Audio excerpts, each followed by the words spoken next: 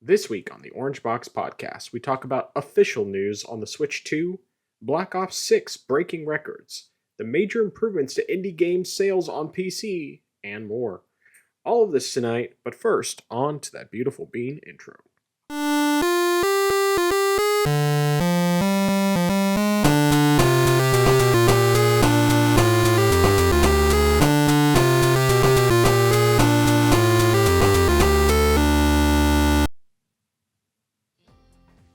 Welcome to the place where PC and console gaming talk combine.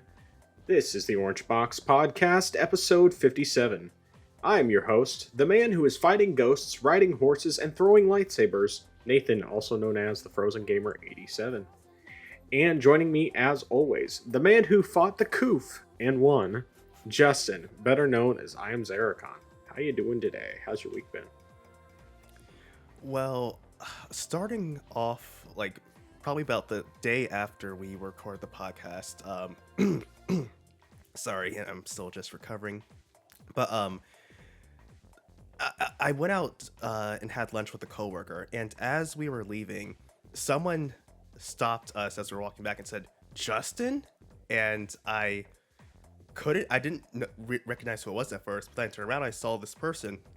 He was someone who was in the same writing writing program that I was back in college, and so I was like, dude, how's it going? It's been so long. Yeah, I'm like, what have you been up to? And so, I was still on break, so I was trying to get back to the office, but it was great just seeing someone that I had not seen in a long time, and just trying to catch up in that aspect as well. So that was definitely good.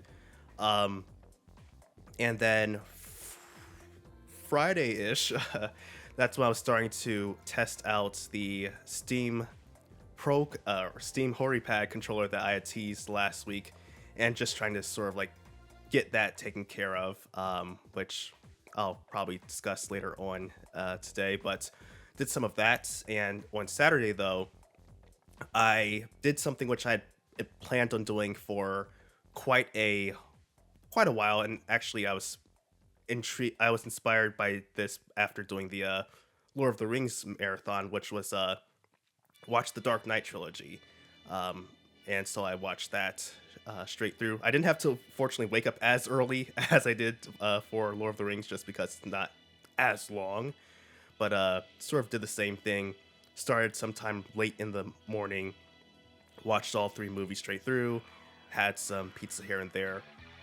But sadly, near the end of the evening, I started to, I felt like I was getting a little bit of a cold. My throat was sore, and I was sneezing a little bit here and there. And I was like, it's just a cold. And then next day on Sunday, I realized, oh, my head's starting to throw up some. And then later on, I was like, oof. Yeah, I got tested. I was realized, oh no, I've got COVID. So, slept the full day through. By Monday, I was well enough that I was like, yeah, I'll just work from home for the rest of the week. But I was like, I can just work though. So I've been progressively getting better. Right now, it's just I have congestion here and there and do a little bit of coughing, but I'm pretty much over that. So that's good news. That's good. I'm glad that the Koof didn't defeat you, because yeah. Well, that's good though. And of course, obviously, I watched your review on the controller, and it changed my mind about getting one. So yeah, that was quite disappointing. Though on the plus side, I mean, the reality is I wanted the purple one anyway, and they don't have the purple one on Amazon. So oh really? Yeah, they only have the black one for some reason. At least from what I could tell, it seemed like they only had the black one. So it's like I thought about pulling the trigger earlier today, and then I saw your video and changed my mind. Decided I would not be buying one. But oh well.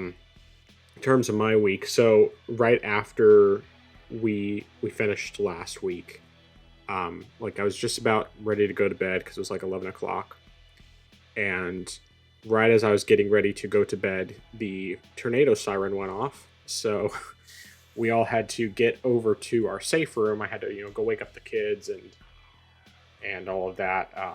Thankfully, nothing actually happened, but we did end up having a little bit of a later night because of that. I think I didn't get to bed until about midnight, which is not preferable when I have to go to the office the next morning. Excuse me. Um, but yeah, so between that and a few other things, I've had several late nights. Last night was especially well. Last night wasn't any later than other nights, but it was still a late night that I would not normally have done because of all the stuff going on and just keeping an eye on how things were going. And finally got to 11 o'clock, and I'm just like, I don't think anything's gonna be decided tonight. I'm just gonna go to bed and see what happens in the morning. Um, but anyway, I'm expecting another late night tonight, even though we don't have as much news to cover. Because I do have some interesting game things to cover when it gets to my portion here. So, there was something else I was going to tell you. What was it? Oh yeah.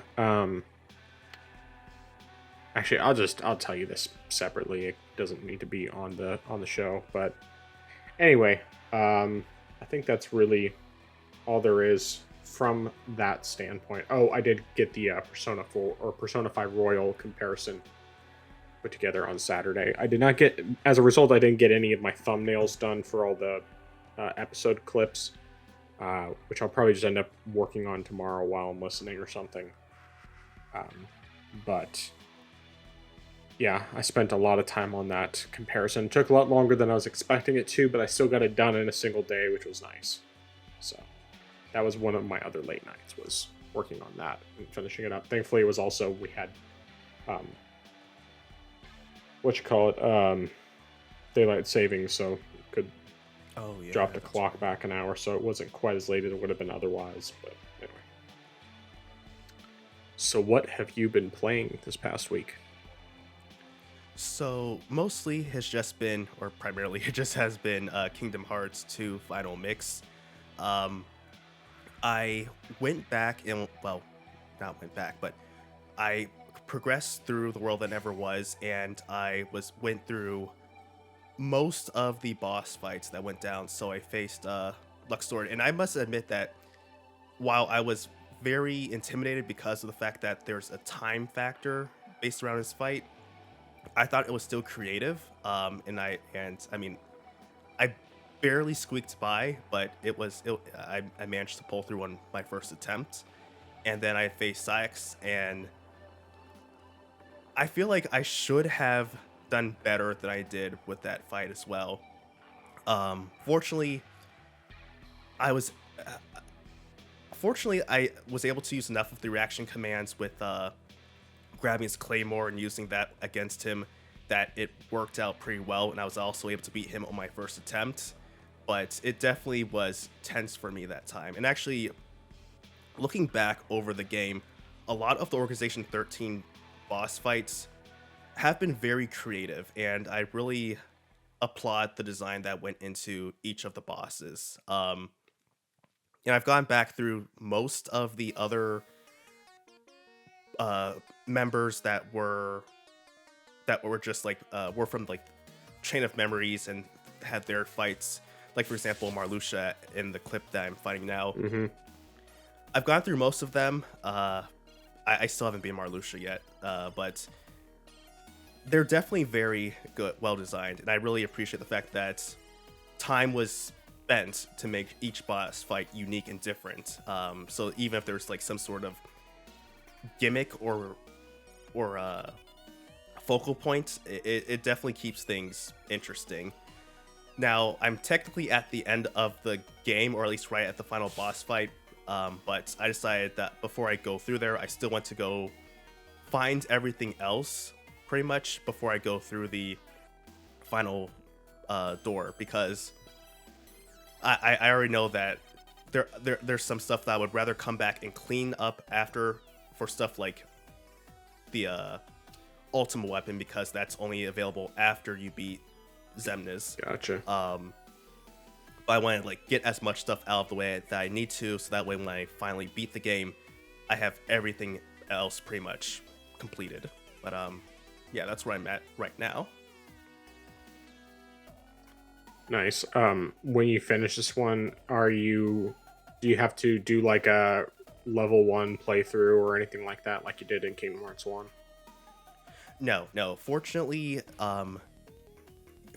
there's nothing like that for this one, and you can technically, as long as you play the game on critical mode, you can actually complete the game once and get all the achievements. Okay. Nice. Which is completely different from Right. Kingdom Hearts 1, and even also to a degree. Well, actually, no. You could technically beat Chain of Memories in one go, but you would technically still have to do 2 playthroughs, one as Riku and one as Sora. But yeah, you don't have to worry about that. And also, unlike with Chain of Memories or Kingdom Hearts 1, you don't get penalized for using a continue. So if you use a continue, you don't have to worry about that messing with your achievements. That's good. Very good. Are you thinking of jumping into Birth by Sleep after this, or what do you think?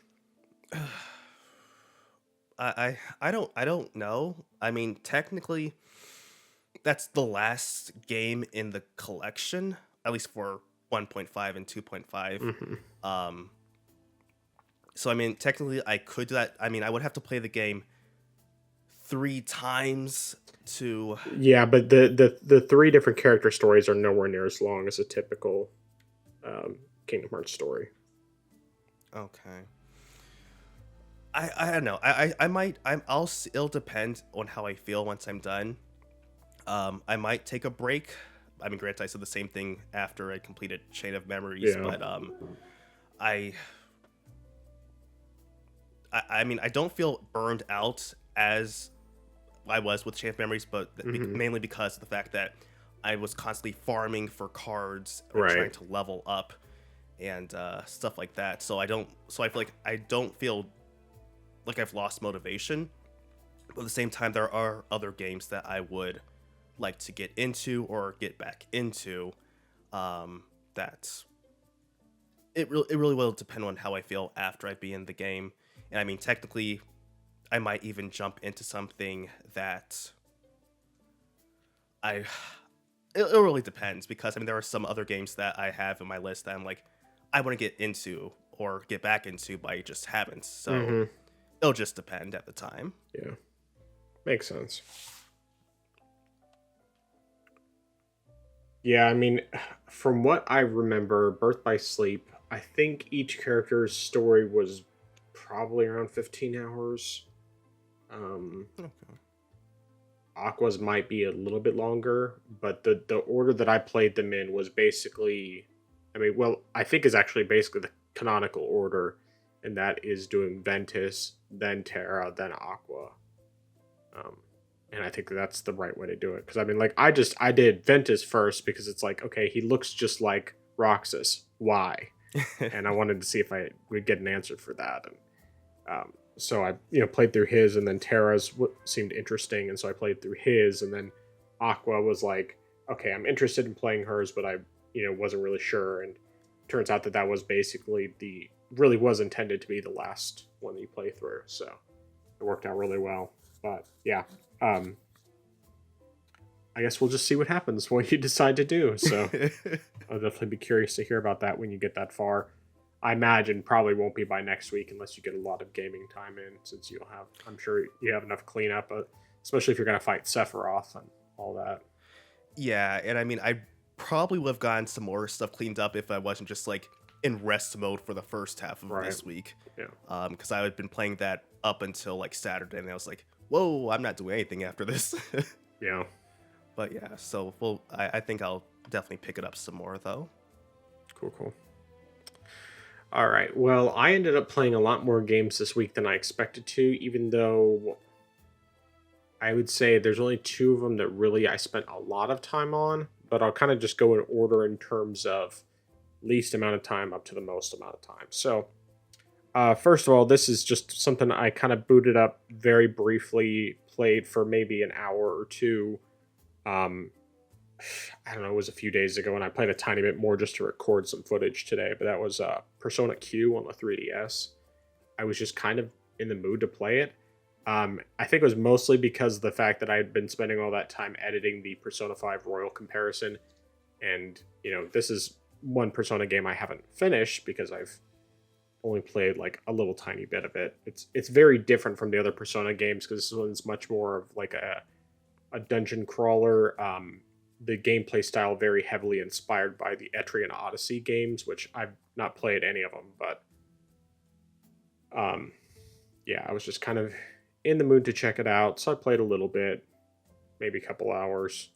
Didn't make much of any progress. It's one of those games that's very slow on the progress side of things in general, just because of the way it's designed, and just how difficult it is to spend a lot of time in a dungeon. But it's kind of interesting because of the mechanic of, technically you can set it up to do it automatically, but you draw the map as you're going. So instead of doing it like a notebook like you would do with old school RPGs, you draw out the map as you're going, and you can you're using the touch screen, and you can not only draw like the lines of the map, but mark where certain things are on, and so on and so forth. And it's all procedurally generated. So I mean, you only have one map per game, or like the map doesn't reset every time you enter an area, but it does. You only get, how the map is generated varies from one play to the next. If you play through the full game once, then the second time you play through it, it's going to be a completely different map. So, but anyway, apart from that, let's see here. I got this little game that was gifted to me by my buddy Justin. For some strange reason, he decided to buy me Red Dead Redemption on PC, and so I played some of that. Not very much. Mostly, I just kind of turned it on to test it out. But I tested it out both on Steam Deck and on PC. And Steam Deck, it runs beautifully.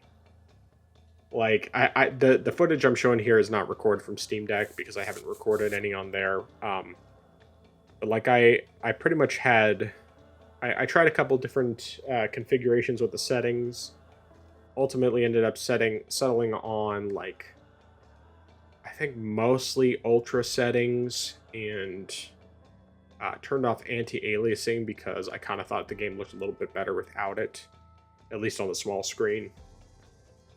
And was able to get basically 60 frames per second at all times. Like, occasionally it would drop down to 59, but otherwise it was pretty consistent. It seems like the only place where it would drop sometimes was in towns. In fact, actually, if I turn up all the settings to ultra, when I'm out, like just wandering the wilderness, it pretty much stays at 60 all the time. But if I do it in towns, I found that sometimes the frame rate would drop because you have NPCs and that sort of thing. But even then, it still was like, well, I could still have it at like a mixture of ultra and high and medium settings and still get, 59 to 61 frames per second. So I did try to see initially if I could get up to 90, and like I could get up there occasionally with the settings turned down, but it was like it was only on a couple of occasions. For the most part, it was fluctuating quite a lot, so I just decided that it made more sense to just go for a solid 60. And I mean, especially with like HDR turned on and everything on the OLED, it looks so good. Like I was riding out at night, and it's like you get the stars in the sky, and just like the sky's really black, but then you have the shining of the stars in the sky and everything. It looks great. So, but yeah, and then the little bit that I messed around with it on PC a couple days ago, I think, which is what this footage is from, I was basically getting 120 frames per second across the board with all settings maxed out. It did drop a little bit in towns, but I mean, it wasn't enough to be really noticeable. I mean, it was still I think in like the 80s, and so it was like ranged from 80 to 120 because I said 120 is a cap. Um, and I mean, it's like even if you have that big of a fluctuation, it's not noticeable because you have so many frames you're working with that it's really not noticeable at all. I mean, I could just lock it at 60 if I wanted to, and then it would be perfectly fine. But it's just kind of more fun doing it without that. So yeah, it's good stuff. I of course love this game. I really want to get back into it. I'm just not doing it right at this moment. Um, it is probably going to be the next comparison I do, but I'm not going to be recording anything this weekend because I need to get some projects done around the house and do some stuff with the wife and work on getting like some important documents put together, particularly putting together a trust and um, finishing up all the stuff for filing the business license that I've had sitting waiting to be filed for a while since we were able to get some funds that we could work with to take care of those things. So anyway, various projects related to that that'll keep me from doing the next comparison right away, but it'll probably be more like a next weekend sort of thing. Um, did you have a question? Oh no, I guess you were probably coughing. Okay, yeah, no problem. Something that I played, actually probably less than Red Dead, but still very little. I decided to install Dragon Age Origins on my PC, mostly just because it's like, okay, for what I've heard, it's an amazing game. I very, very, very, very briefly tried it many years ago. Um, like, I think I basically just didn't even get into the tutorial, or like I basically got to the very beginning of the tutorial and was like, oh, this is not controlling the way that I expected it to, and I abandoned it like right away. But I think I had either gotten the game for free or maybe a couple dollars, so it wasn't that big of a deal. But anyway, so I installed it, and I tried installing it both on my PC and my Steam Deck. PC worked fine, no problems at all. Steam Deck, I haven't quite gotten it working yet. I guess in order to get it to boot the first time, you have to disable some CPU cores. And I used to have a tool on my Steam Deck that apparently must have stopped working with updates or whatever, that enabled me to disable some CPU cores. So I have to try and figure out what happened to that in order to be able to try and do that. But once I figure that out, then I will try to install it, or not install it, but rather try to get it started up. Because my understanding is that after you get it started up the very first time, then the game will work without any problems. You'll be able to launch it every time. But through the EA launcher, which is where I got the game originally, which originally Origin. Through there, it runs both on PC and Steam Deck, as far as I know, even though it's more difficult to get it launching the first time on Steam Deck. But like a friend of mine who is very heavily console gamer, one of the reasons why he is so much against doing PC is because this particular game he can't get to launch, or actually he can get to launch, but it crashes very quickly, and apparently it has something to do with like a memory leak on the Steam launcher version. Anyway, I was just curious about how it would run in comparison. Plus, I figured maybe I'd actually give the game a try because it's one of those games that I've always heard is great, and considering the state of the most recent Dragon Age, that, as far as I know, is garbage. It's very much a game that I'd be interested in checking out. Just probably not right now. But then there was a couple of other things that I played. Two of which were like the ones I played the most. One of which was one I played not a ton, but it's still significant. And that is Destiny Rising on mobile. So I got into the alpha, and the footage I have recorded here is recorded directly from my phone. And well, the graphics look like an N64 game currently. Definitely nowhere near as good as they looked in the preview trailer. I will give them credit, say, okay, this is just the alpha build. It's not intended to look as good as the product that they showed. I'm hoping that there's going to be some dramatic improvements because it looks really, really rough. I mean, it really does look like basically an N64 game. Like somewhere in between an N64 and a PlayStation 2 game, but not quite either one. Like the footage that's being shown right at this moment is just in like the hub area where there's like a lot of missing textures and just the visuals look very, very rough. In terms of how it controls, I'll go ahead and here there will be some combat shown off. So I'm using a controller attachment for my phone, which I have somewhere around here, over here. This controller attachment for my phone. And it controls very similar to how Destiny 2 control. The major difference being that like they don't have a crouch button. So they have it so like basic melee attacks are tied to B when normally they're tied to either L1 or R1. I think it's R1 normally.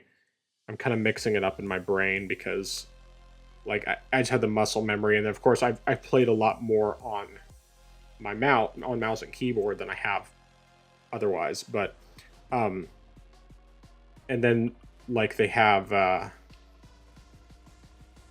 the like this powered melee and a related attack map to L1 and R1. So it's kind of mixed up compared to how it is in the original Destiny. The biggest thing being the fact that you don't have the ability to crouch, which also means you don't have the ability to slide.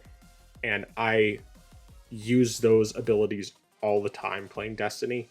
So that part has thrown me off quite a bit. Of course, I haven't been good with just a controller in a really long time. At least not, to where I've been fully comfortable with the controller. And so it ends up being a situation where, like, even though I know I have all the muscle memory tied to playing this game with a controller, playing Destiny 1 exclusively with a controller because it was just on PS4 or PlayStation and Xbox, since it was actually on PS3 and Xbox 360 as well. But then, playing little bits here and there with the controller on Destiny 2. And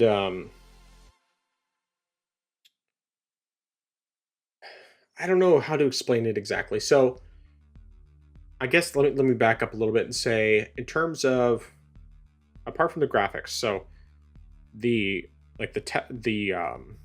hub area basically looks very much like N64 graphics. When you do cutscenes, particularly when you're out in like missions, the cutscenes look a lot better. They look more like early PS3.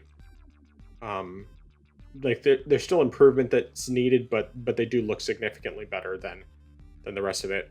When you're actually in combat, that's when it goes back to being basically somewhere between N64 and PS2 on the visual side of things.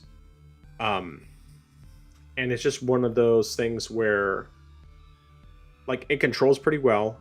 It feels, for the most part, it feels pretty much like Destiny. So that's good. Like the aim assist and the way the guns feel typically is about the same. And that's very good for a mobile game.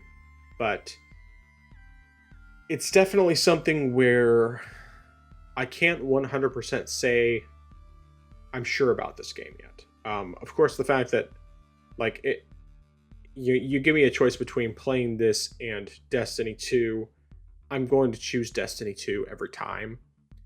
Um, but for the convenience of being able to play it on a phone, that certainly makes it interesting to play. Like, it's something that if I just needed to get a quick fix in, it's not going to be perfect because I definitely, missing a lot of the customization, a lot of the weapons, that sort of thing.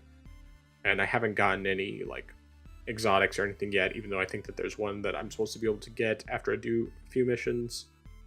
That's one I'm already familiar with. And so I don't know. I need more time. I've only done like probably 3 or 4 total missions. And so it's one of those situations where I just haven't played enough to really be able to say a ton about it. But I mean, like, I got enough experience with the combat to where I can say it definitely feels as much like Destiny should feel, I think, for a mobile device. But obviously nowhere near as good as the real deal. Like, I'm trying to think of what's the best way to explain it. I don't know. I guess it just feels like it's basically Destiny Light. Like, it's close enough to where if I just needed to get a fix, I could see myself potentially just playing for a little bit just for that purpose. But if I was really wanting to actually play Destiny, I would not choose this one. I would just play the real thing. The one thing that I'm not entirely sure about is whether I would want to play...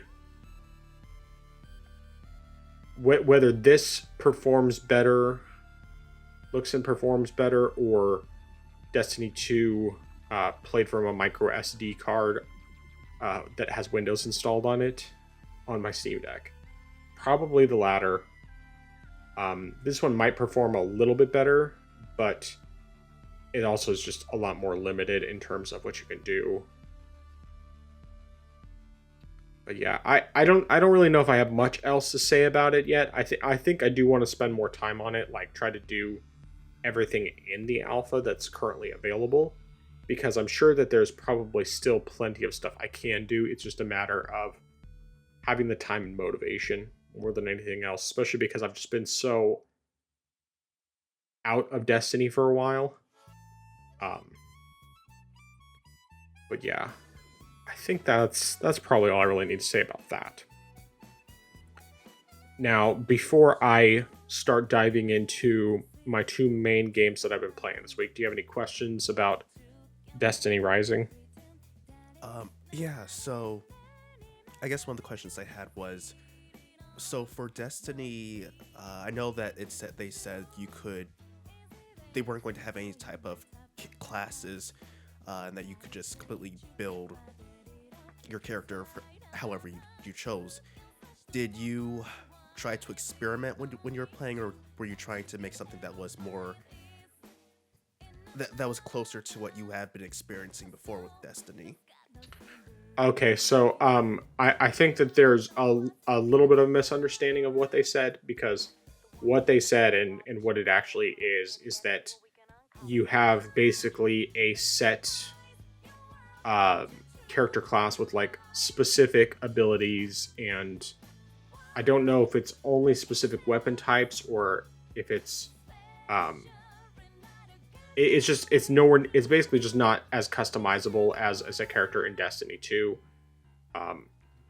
But it's just like you have a limited set of attacks and abilities related to the specific character that you have. So like you can pick one of multiple different heroes. Like you start off with one specifically, and then as you play, you get more options for more of them to try out. And each of the ones that you try out has different perks and strengths and weaknesses. So it's kind of like a hero shooter version of Destiny, except of course with the actual single player and multiplayer functions. It's not just the arena kind of thing like you get with Overwatch. Okay. And I guess then, so how long is the alpha period supposed to last? I'm not sure. I need to look into that. It's very possible that it won't be very long, and if that's the case, then I guess I just won't play a whole lot. But I'll try to get some more time in at least. Try to get through everything. Okay, and I guess like there's some, and I'm guessing they have something that serves as feedback. Like you can say, here's like what I've experienced with the game and stuff Hmm. like that. Okay. I would assume so. I haven't specifically seen anything, but really, it's like I've only booted it up maybe like 3 times, and I recorded 2 of those times, but it's just been kind of a matter of figuring out exactly when I want to play. I do want to attempt when I'm at the office tomorrow to see if it's possible to boot it up. My guess is that I probably won't be able to get connected through the network. It'll probably be blocked. Um, Hmm. but I'll kind of see what happens with that. If I can get it working, I may end up just playing that during my lunch break. But we'll see. Okay. Um, I also want to note, in terms of the performance, so you can choose different graphical settings. You can go with performance, balanced, or quality. Um, I I didn't have any sort of frame rate counter, but I think that I went with performance initially. I tried out quality, and I didn't notice a drastic difference in the visuals, so I think I ended up ultimately sticking with performance. And then, I also tested out both first and third person, and I just went back to first. I mean, third person is nice for some things, like especially for platforming and that sort of thing. If that comes up, which so far I haven't had any like platforming challenges like in Destiny 2 or Destiny 1. But if I ever come across something like that, then I'll definitely take advantage of having third person because it's always easier to do platforming in third person than in first person. um, which is why in Destiny 2, just about any time that I have the option with platforming sections, I will almost always equip a sword because that automatically puts me in third person. And it's much easier to judge where I need to jump and everything. So. And is it just a single button set to switch between perspectives, or do you Yeah, just go into the yeah, settings? it's just uh, right on the D-pad. Okay. So, so yeah, thankfully they make that part very easy. Um, the only thing that is lacking so far, because of the way they use the D-pad, from what I can tell, is emotes. But I haven't really played enough to where I felt the desire to use emotes, even though emotes are like an important part of Destiny as far as I'm concerned. So there's probably still a way to do them, just it's not set up the same. So yeah. All right. Well, getting into the other 2 games I've been playing. So one of those is going to be pretty obvious, and that is Ghostwire Tokyo. And that is actually the game I played the most this past week. Um, the gameplay footage I'm showing here is specifically from PC, and of course it runs great. I'm typically getting around 80 to 100 frames per second with the settings all on high and everything, or ultra, whatever the max is. I've tried ray tracing a couple times. It's just like, it hurts performance too much. I'd rather just not use it. So I turned off ray tracing pretty quickly. But of course, the game looks and plays fantastic on PC. Like super impressive how great it looks. At least other than like the character models, which I have not been impressed with. But I think typically when it comes to Tango Gameworks, with the exception of like Hi-Fi Rush, which is a completely different style, I have not been impressed with the faces of their character models. But yeah, this one is fun. It's very very BioShocky. Like I would say, I still think BioShock is better in terms of its gameplay, but this one is very good, and I really enjoy it. I played more on Steam Deck than anything else. Just basically been doing a frame rate limit of 40 FPS, just because I can't really get 60 well enough to make it worthwhile, and I've tried upscaling a couple times just to see if it would help enough with performance to make it worth using, and I basically found that no, it really doesn't help at all. At least not enough. Like I might gain a frame or two, but it's not enough to uh, be worth the significant visual hit that I take. So, and I mean, I don't think the frame rate drops ever below like 35. And yes, of course, obviously, the higher frame rate is always way better. Um, but for the ability to just be able to play on a portable device, I'm okay with 40.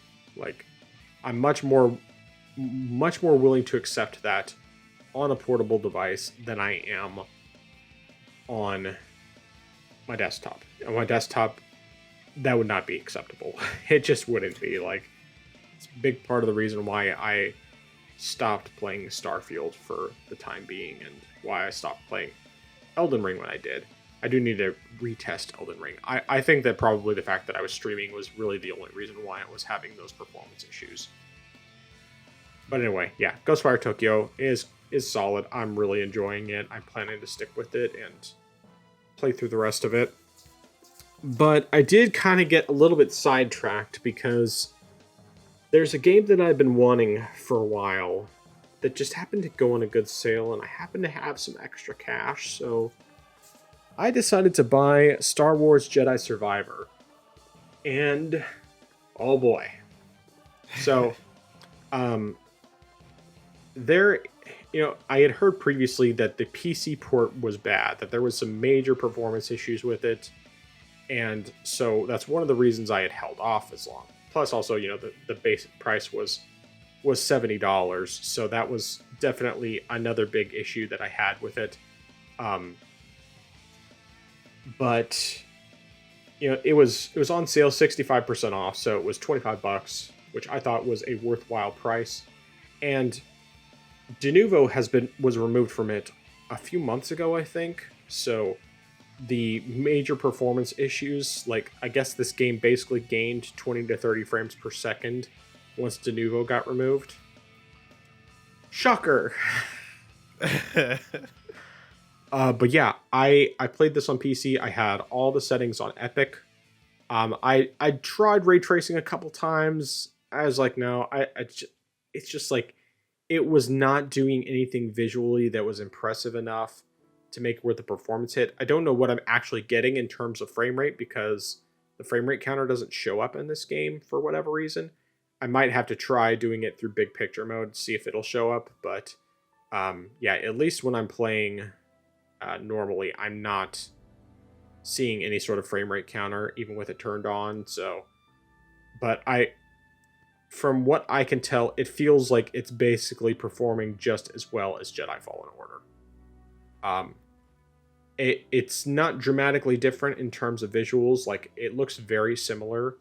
And yes, I'm playing at 1080p, highest field of view, motion blur turned off, all epic visual settings, film grain turned off, things like that. But yeah, it's like I'm loving this game so far. I played probably about 7 hours because I played a bunch yesterday. Like, I started yesterday evening while we were watching coverage of the election stuff, or rather listening to it. So I played that a bunch yesterday evening, and then I decided today to try installing it on the Steam Deck just because I wanted to see whether that unsupported tag was like actually legit or not, because sometimes it is and sometimes it's not. And I also wasn't sure if that tag was based off of the original version of it that still had Denuvo installed. So I tried it out, and I'm not going to probably have any footage included here specifically from the Steam Deck. But let me see here. If you go with basic settings, you don't use any upscaling, you definitely don't get the best frame rate. Like, you're sometimes getting in the 20s and lower.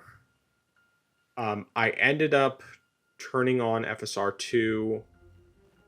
I tried a couple different settings. Ultimately, I settled on balanced because there wasn't a dramatic difference in performance between performance and balance and all that. So I went with balanced. And in general, I'm getting 35 to 40 frames per second, which is good. But I have had a couple of situations where it did drop really low and drop down into like the 20s. And I mean, like, it's extremely rare. Even in combat, it doesn't happen. It's happened, like, there was one cutscene I had where it dropped down to like 15 frames per second, and it was like, this is painful. And I had a couple spots otherwise where like it would drop down briefly and then it would increase. And during those situations, it ended up being like not a big deal because I could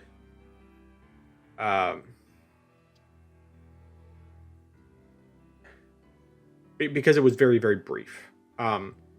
That being said, it's still not, like, obviously it's way, way better on PC. I would much rather play it there. And so I haven't fully decided if I'm going to keep it installed on the Steam Deck, because it's like most of the time the performance is good enough to where I can deal with the little bit of occasional issues because it's fine most of the time. But then also I'm kind of like, okay, well, this game's over 120 gigs. And I did specifically make sure to clear some space for it. But I'm also still working on Ghostwire Tokyo, so I don't know. At least for now, I'm keeping it installed. I just haven't fully decided if I'm going to keep playing it on the Steam Deck or not. I think it's mostly going to depend if it just ends up being consistently bad. I've like done, there's more open world type areas in this game compared to the others, or compared to the previous game. So I've, been able to test it out enough in those areas to know that for the most part, I'm okay with the sacrifices I have to make just to be able to play it portably. But it's still far from perfect. And I'm just kind of undecided from that standpoint. What I will say is that I will definitely keep playing this on PC for sure. It feels just as good as the first game did. One thing I do want to note, something that I love that this game does that I don't think any other Metroidvania I've played has actually done, is that it lets you keep essentially all of the abilities that you learned in the first game. And it's not like your skill tree carries over or anything, but like all the powers and stuff that you had in the first game, you have them from the get-go in this game. You don't like lose them. I mean, there are some like specifically like lightsaber skills and everything that are not as essential that you would have to relearn, but it's not like typical Metroid game where you'll lose your ability to do like key things that normally you would be able to do. Because like I have my force push and pull and the abilities that my droid had previously, and a bunch of other stuff that I did not, or that I had to work through the previous game in order to get. And I didn't lose any of that stuff, which was pretty nifty. Let's see, what else was I gonna say? Oh, so this is more just kind of an interesting thing. So there's an optional boss fight that I came across against a Rancor. And in case for anyone who either doesn't remember what a Rancor is or can't think of it off the top of your head, whatever, the Rancor is that big giant thing from Return of the Jedi that was in Jabba's pit below his palace that tried to eat Luke, and then Luke ended up crushing with the gate, like driving the gate through his skull. But anyway, so you can fight this thing. It's completely optional. I tried fighting it. The first time I tried fighting it, I was actually doing pretty well. I got him down like more than halfway. And then, as seems to be the pattern with most games, after that it was like, okay, I kept dying and dying and dying and dying. And there's one move that he does that it's an unblockable attack, and if he happens to grab you, he eats you immediately. And so if you get grabbed, you're screwed. You can't break out of it. You're just screwed. You just die in one hit. And of course, if he hits you, it's basically two hit kill. At least at the point I'm at in the game, which is still pretty early. Well, it's very early in the game. So I tried probably, I don't know, a dozen or so times before I finally decided, okay, I think I'm just gonna have to come back later, because I'm kind of getting tired of just getting eaten or getting killed in 2 hits because I just failed to dodge his attack. And I might try looking up an alternate strategy, or looking up a strategy that would help me to better manage this fight. But more likely than not, it would just help for me to gain some more abilities and get stronger and everything, and then I should be able to come back and take him down. But yeah, I think that is everything. All right.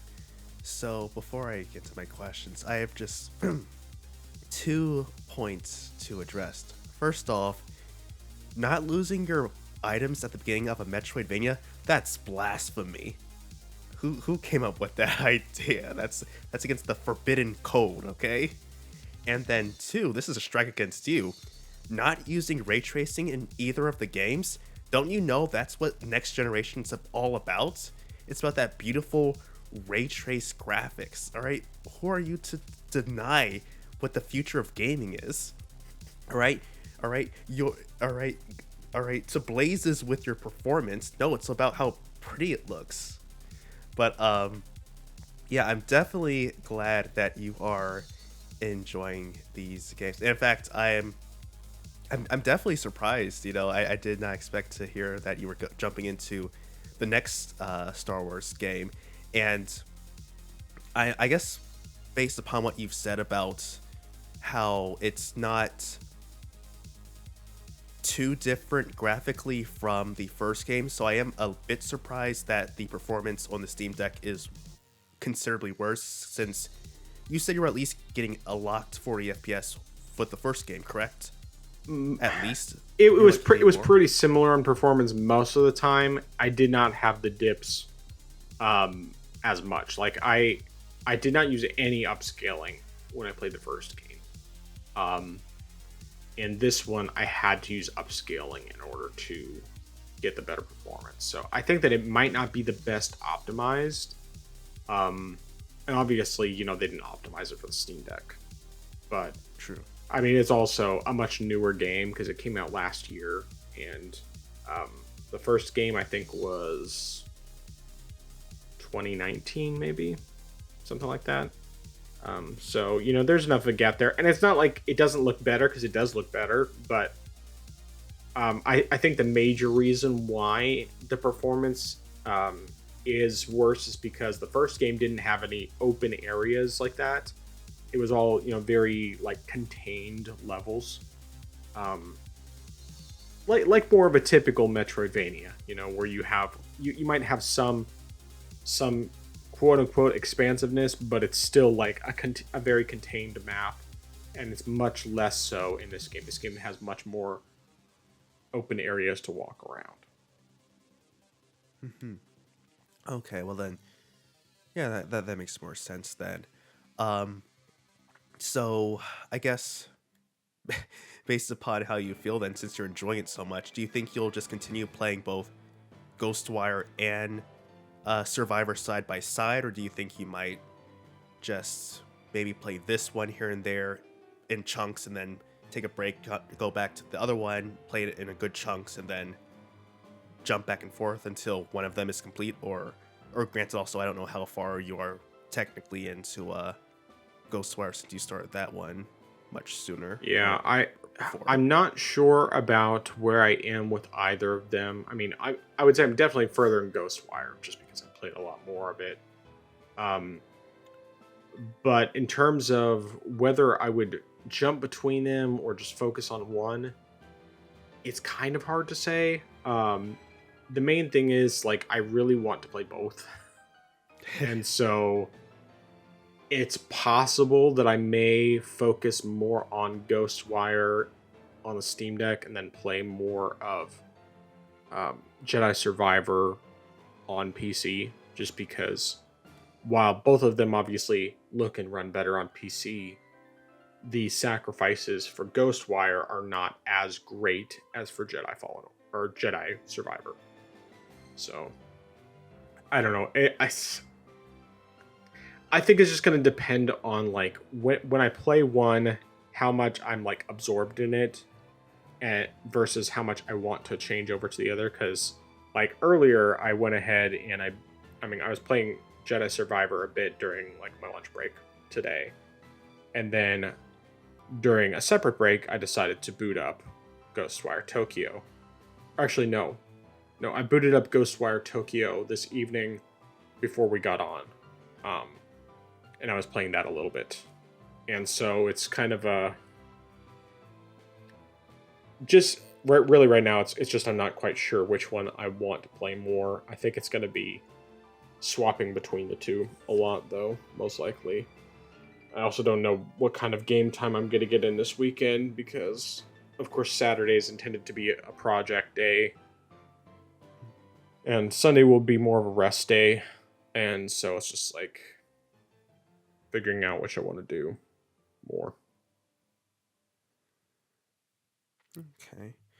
Um, there's one question I actually just remembered, going back a little bit earlier, is about Persona Q. So I remember seeing that back in GameStop a long time ago. So is that one sort of related to a particular Persona game, or is that just like a complete spin-off? Or is that just there's no connectivity going on? So it's has characters from Persona 3 and 4. I think it's more based on 4 than 3, but it's like basically kind of a sequel ish to both 3 and 4, but the timeline is a little unclear how all that works. It's basically it's like a side game, I guess you could call it. But a lot of times they try to take these side games and make them canon, and they're weird enough to where I'm like, I don't know how this works as canon, but I you know, but yeah, that's so yeah, it's basically a side game that is supposed to take place after the main story of at least one of them, and because of the fact that they're crossing different types of things. I mean, like technically they're in the same Japan, but it's weird how all that works because like to try to explain it a little better. So Persona 4 at one point you do um encounter a character who's from Persona 3, like one of the side characters, one of the side social links. And that person just ends up being like, I mean, like you don't do a whole lot of interaction with them. They never had a persona in Persona 3. They're just, a side character. And but it's implied that Persona 4 does take place after Persona 3 and that they're at least in some way connected. And then of course you have in Persona 5, you have references to a character from Persona 4. But they're also in different areas because like Persona 4 takes place in like a small town in Japan, whereas Persona 5 takes place in like Shibuya and various like suburbs and that sort of thing. So it's, I don't know how all that connects, especially because the way that they use their personas is completely different from one game to the next. Because Persona 3 and none of this is spoilers. This is all stuff you learn in the very beginning of the game. Persona 3, they use these things that they call invokers, which are basically guns. They look like guns, and they shoot themselves in the head with these guns, these invokers, to summon their personas. Persona 4, they, well, not just how the personas are summoned, because that's actually less of an issue. Even though, so Persona 3 is centered around version of, I guess let me try to explain this better. The way that they incorporate shadows and their stories with the personas and how they're acquired and everything else is very different from one game to the next. So they're all technically in the same world, but how they get to their personas, how they get to their shadow world areas, whatever they happen to be called, depending on the game, is completely different. And it's what it is. I don't know how else to explain it. So yeah, I don't really understand how they cross, but they do somehow, mostly through these crossover pseudo sequel side games, whatever you want to call them. Okay. Thanks. I was just curious about that since since that had been something in my radar for a while, but I never got into, so I was just curious there. So thanks. Of course. All right. Anything else before we get into the news? No, sir. All right. So we got a few different topics tonight. One of those is actually something that came up last week. We just didn't end up getting to talk about. As of, I think it was last week. Let me find the date on that. Yes, as of last Wednesday, Black Ops 6, Call of Duty Black Ops 6, which of course is the first Call of Duty game that has been published by Microsoft, that was actually developed, at least in large part, while after Activision was purchased by Microsoft. Black Ops 6 was the biggest Call of Duty release ever. At least according to Satya Nadella, who is the CEO of Microsoft. He said, last week's launch of Black Ops 6, and that was October 25th that launched, was the biggest Call of Duty release ever, setting a record for day one players as well as Game Pass subscriber ads on each day. On launch day, excuse me. And unit sales on PlayStation and Steam were also up over 60% year over year. This speaks to our strategy of meeting gamers where they are by enabling them to play more games across the screens they spend their time on. So, they haven't released specific sales numbers or anything like that, but basically they said that it is the largest in terms of day one number of players and everything else, and the biggest that Call of Duty has ever had, apparently.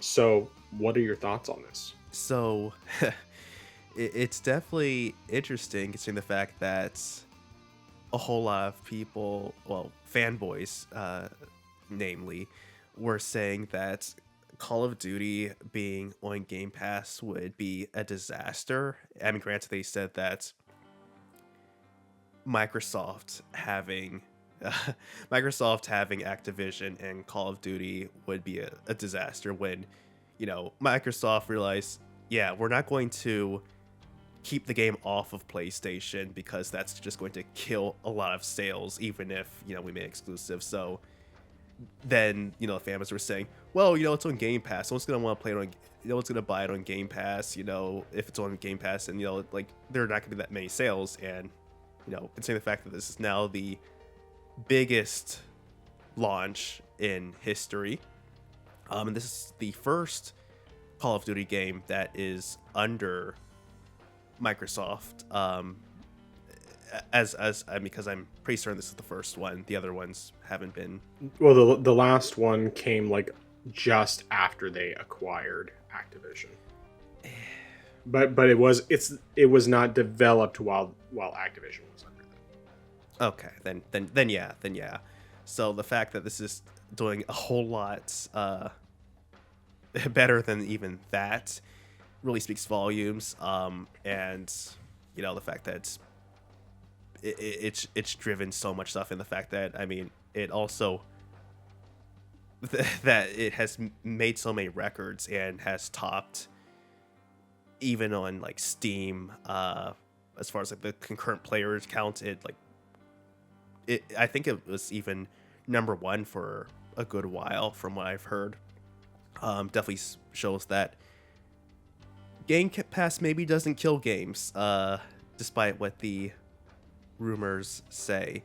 Um, so yeah, it's definitely interesting there.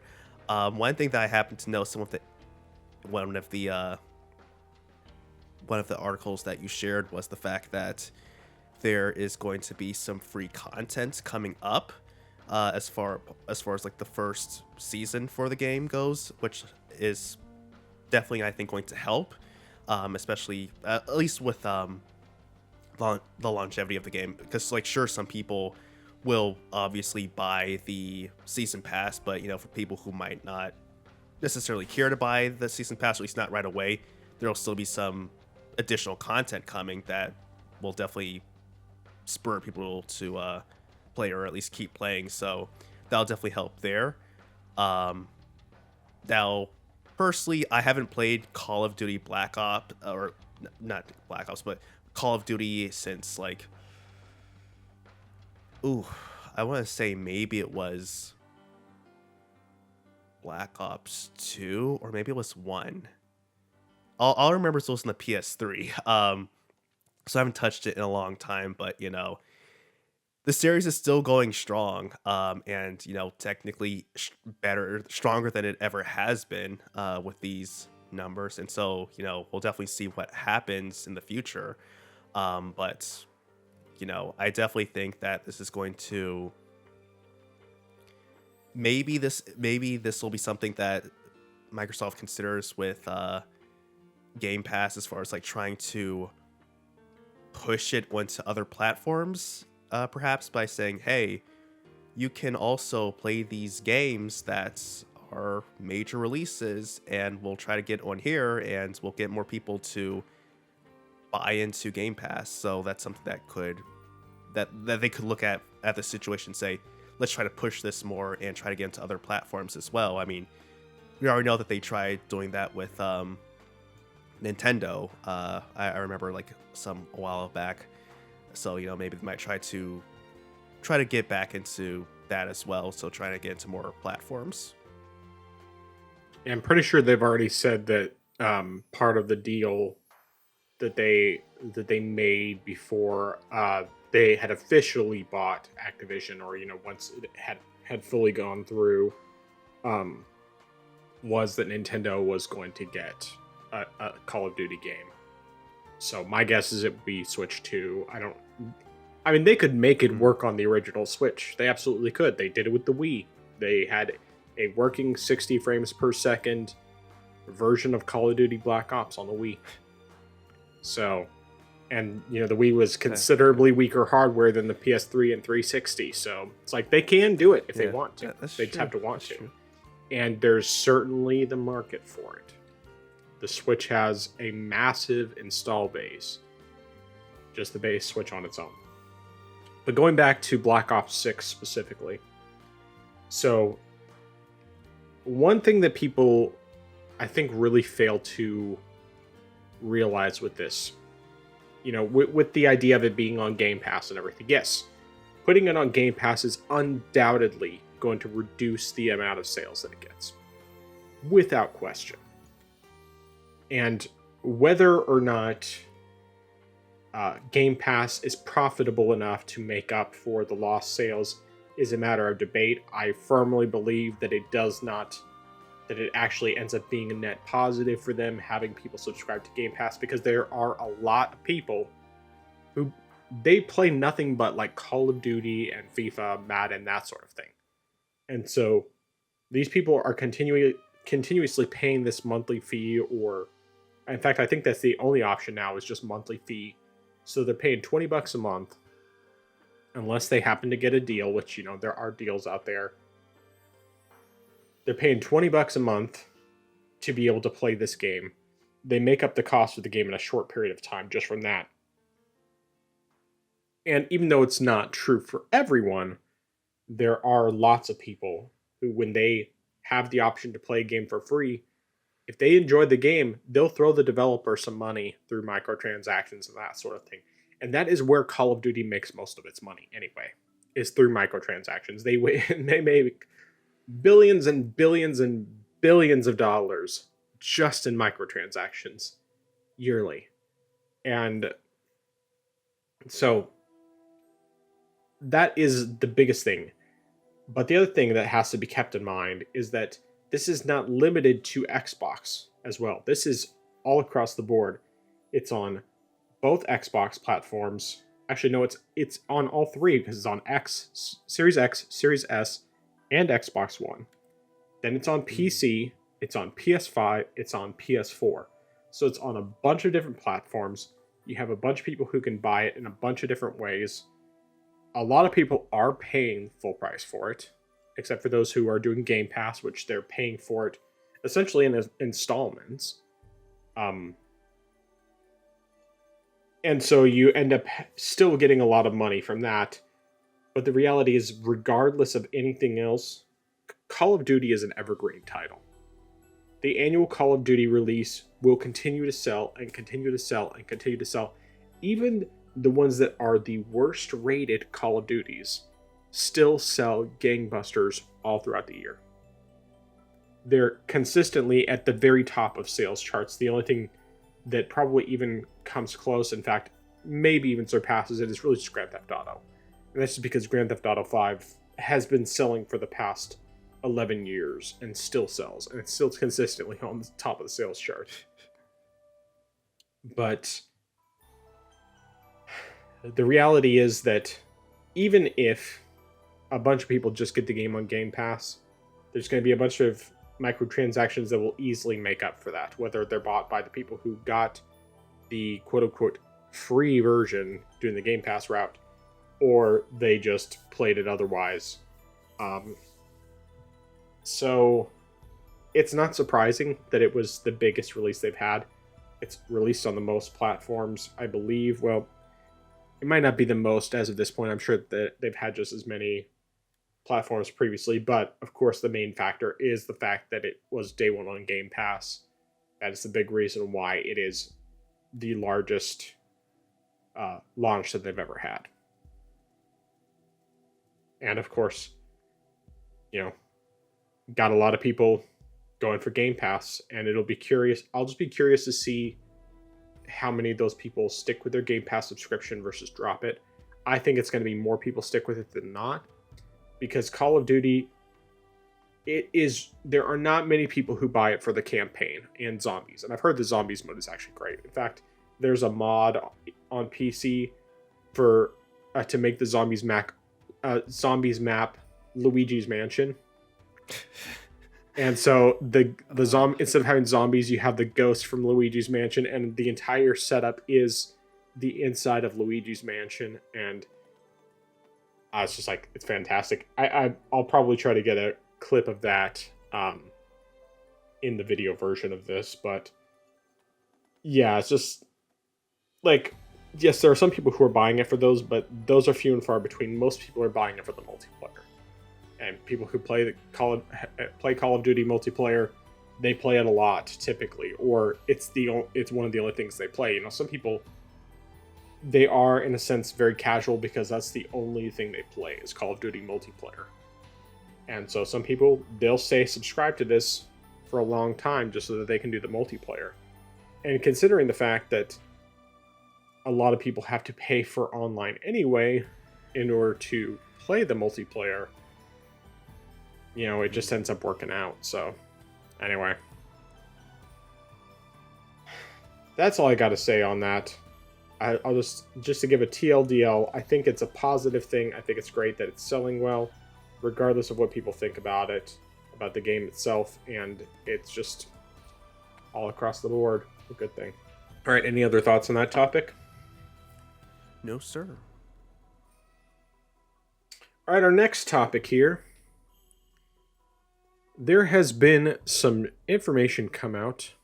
According to VG Insight's Global Indie Games Market Report, indie games have generated nearly $4 billion in gross revenue on Steam from January 1st to September of 2024.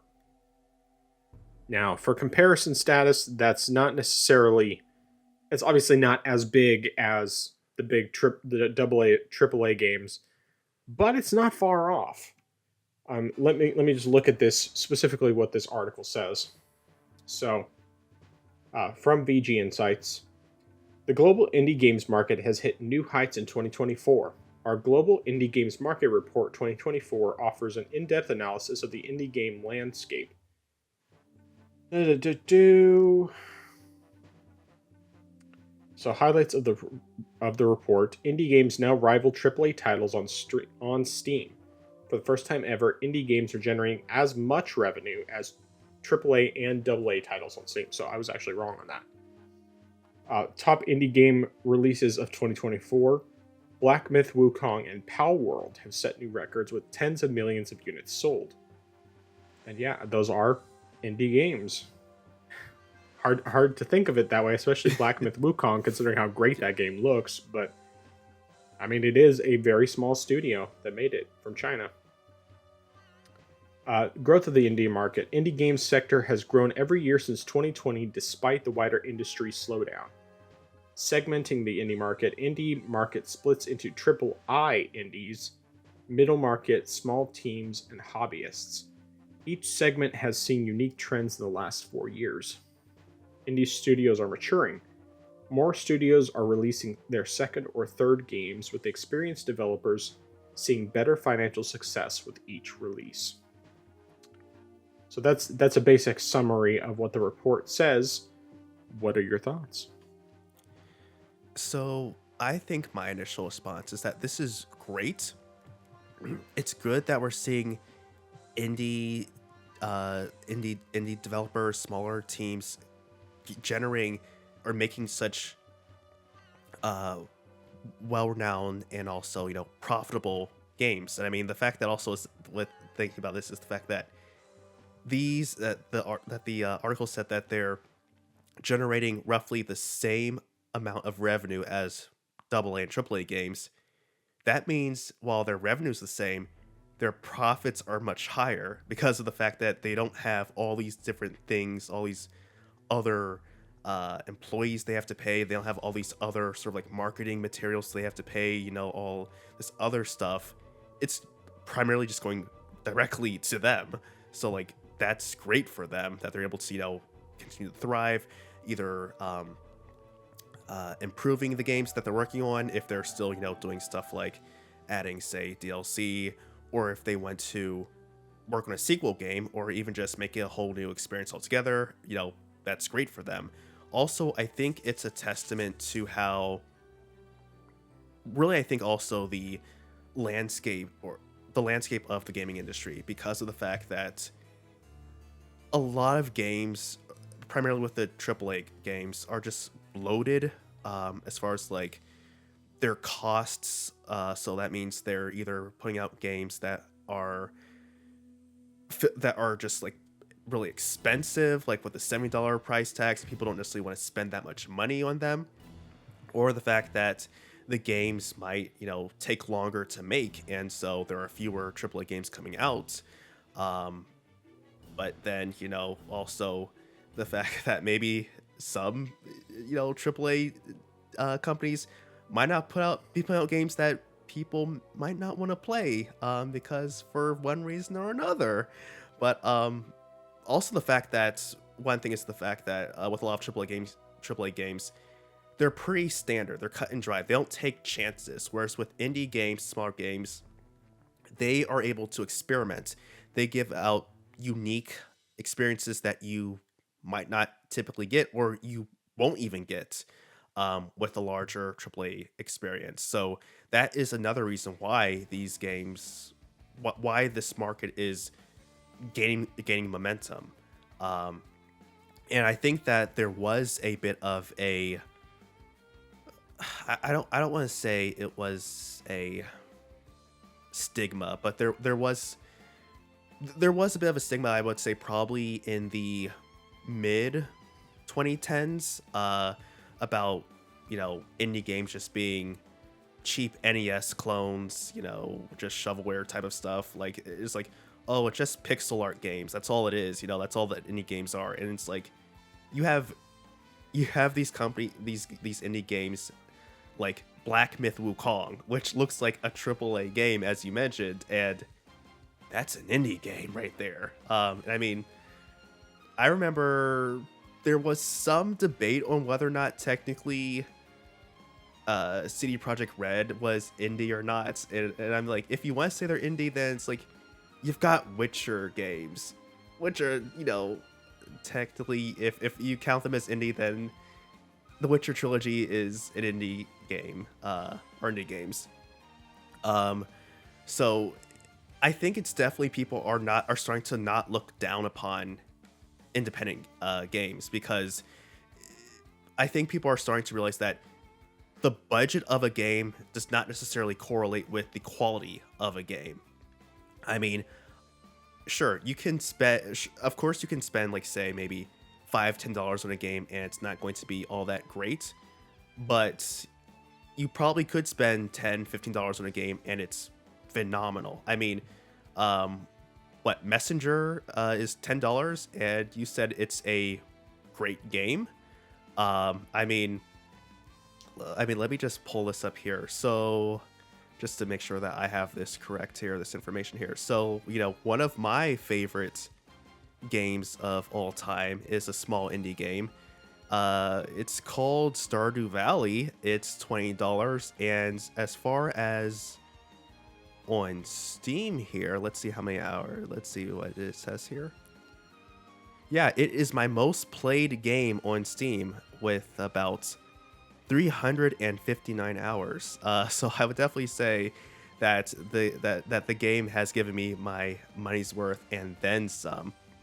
But just still, I think just in general, the fact that gamers are also willing to try new things, because they look at these experiences and say, this is something that I haven't seen before. Normally if I'm seeing a game, it's a simple first-person shooter, or it's an action adventure game. Hey, here is a platformer game. It's a platform game, but it's doing something that is unique enough. It's doing something that's different, something that I don't normally see every day. And it seems really intriguing enough that I want to actually go out and try it. Or for games that, maybe they are trying to replicate games from older eras, like the PS1, N64, or maybe even like the PS2 type style of games. They're trying to replicate those types of games that we used to enjoy when we were growing up, and just like create a new experience. So I think that people really are willing to open up to these types of experiences, even if they aren't as clean and shiny as the big AAA stuff, and realize that, hey, we've got a really good time here. These aren't games that, are going to be, say, we've got 50-hour story mode right here, but it's just going to be something that's a very fun experience and something that we can just enjoy. So I think that that's why these games are definitely being a whole lot popular. But I do think this is a great thing, and I'm very happy to see that this is a thing. I agree. So to kind of add on a bit to what you said, there's this constant debate of PC versus console, and I'm not here to like shame people for playing on console or whatever. Like, I totally understand. I mean, consoles are simple, and it's more or less plug and play. I mean, it's not 100%, not nearly as much as it used to be, but more or less, you put a game in. You might have to download some updates, but typically you don't have to do a whole lot to get the game running. And But the thing about console that I find is the case too often, and not 100% of the time, I know plenty of people that this is not the case. Too often, what console gamers are looking for is they want something that shows off the power of their hardware. They want a game that makes it feel like their hardware was worth the money that they spent on it. And I say that not just as someone from the outside looking at it, I say that as someone who had that attitude myself when I was playing, like when it came to the Switch, when it came to PS4, PS3, so on and so forth. So many of these systems, I wanted to have a game that really pushed the hardware. Something that made it feel like, okay, this was worth the investment more. And I think it was also just because of the fact that early on, especially, I was very much interested in seeing something that felt new and different in terms of how it looked and how it felt and that sort of thing. And so, like, I gravitated, especially like in the N64 games, towards 3D games. And I still have a deep love for like 3D platformers and things like that, where it's kind of something special that's hard to explain. But at the same time, I've also grown to really love 2D games that much more, like far more than I did when I was younger. Like, I mean, I liked them fine, of course, obviously back in the Super Nintendo days, Super Nintendo, Sega Genesis, because that was all we had.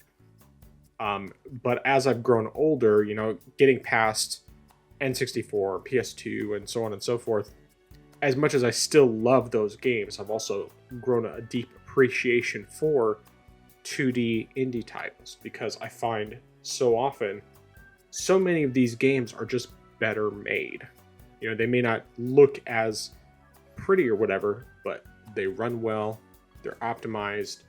A lot of times they're very creative. They'll do things that you don't see in the AAA sphere. And getting back to how this relates to console versus PC, one of the things that I found, some of which is certainly just a personality thing as well, and isn't necessarily just PC versus console, but one of the things that I find so freeing about being on PC is that I don't feel that pressure to be like, oh, I need something that pushes my hardware.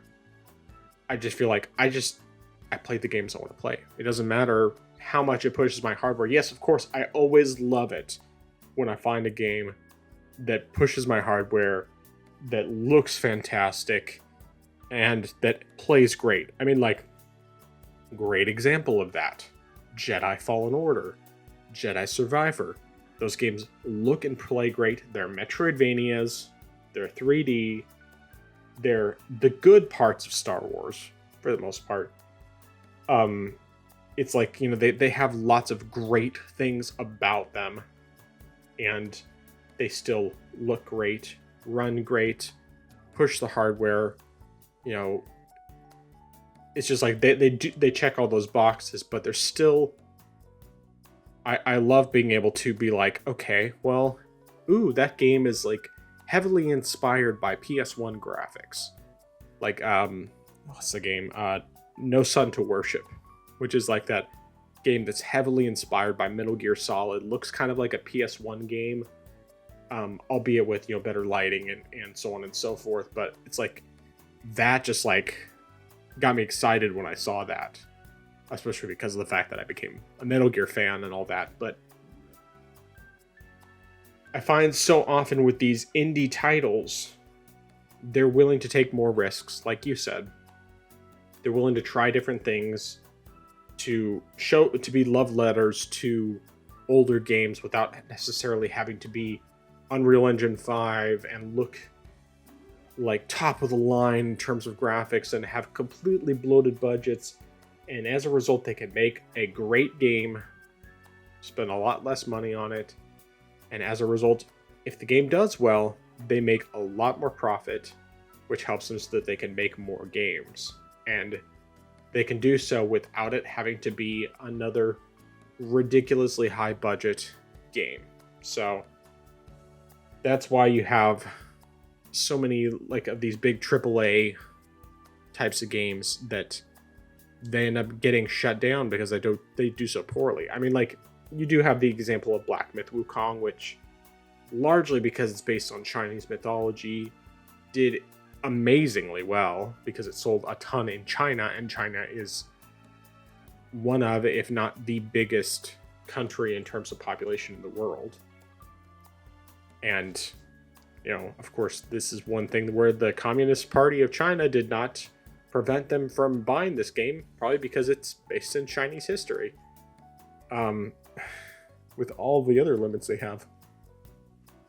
But anyway, all that being said, I'm really happy that indie games are doing well on Steam. I want to keep supporting them. I bought probably more indie games in the past year than I bought of non-indie games. And I mean, granted, I probably technically spent more on non-indie games because of the fact that I bought more at launch, like several of the PlayStation titles. But I've had in general just as much of a good time with the indie games as I have with the non-indie games, if not better.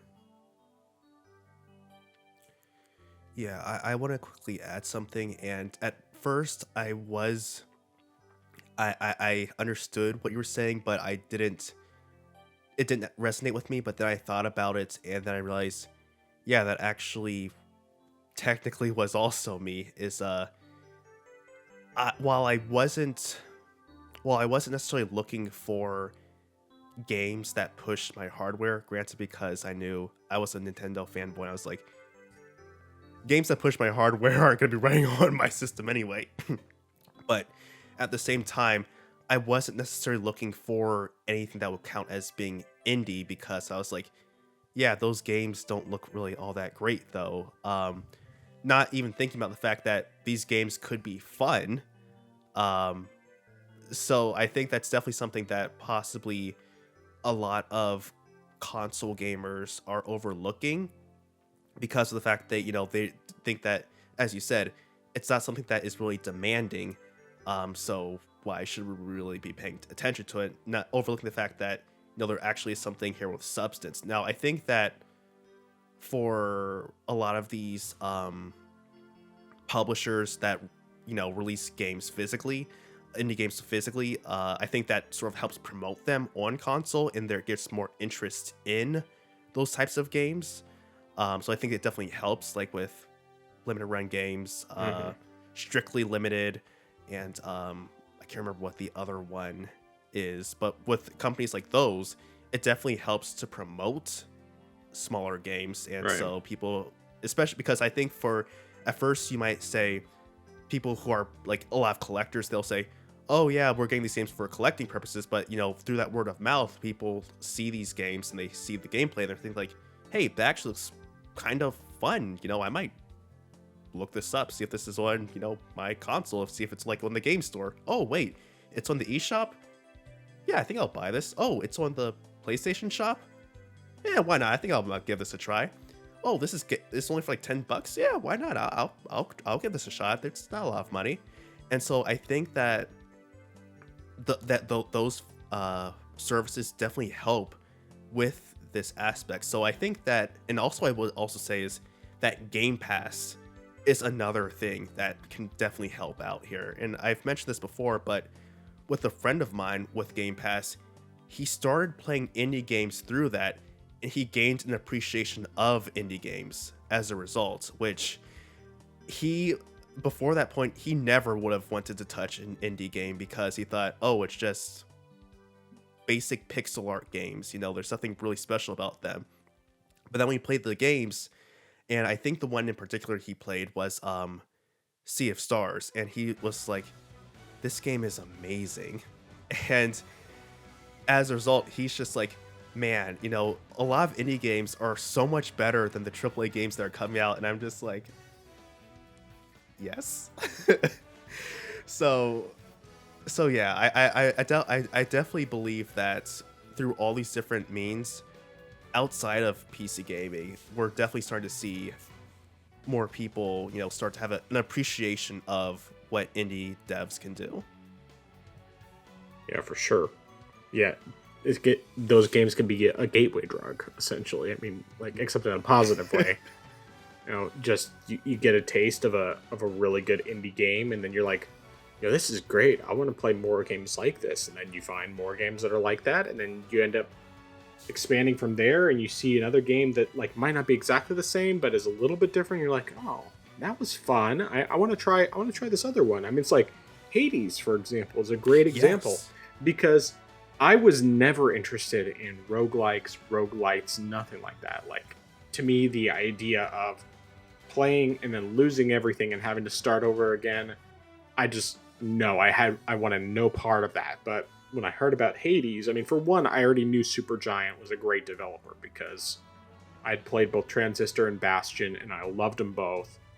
And so I was like, okay, I've heard Hades is great. I know that Supergiant makes quality games. I know that their music is great, especially their vocal pieces. I love their vocal pieces. So good.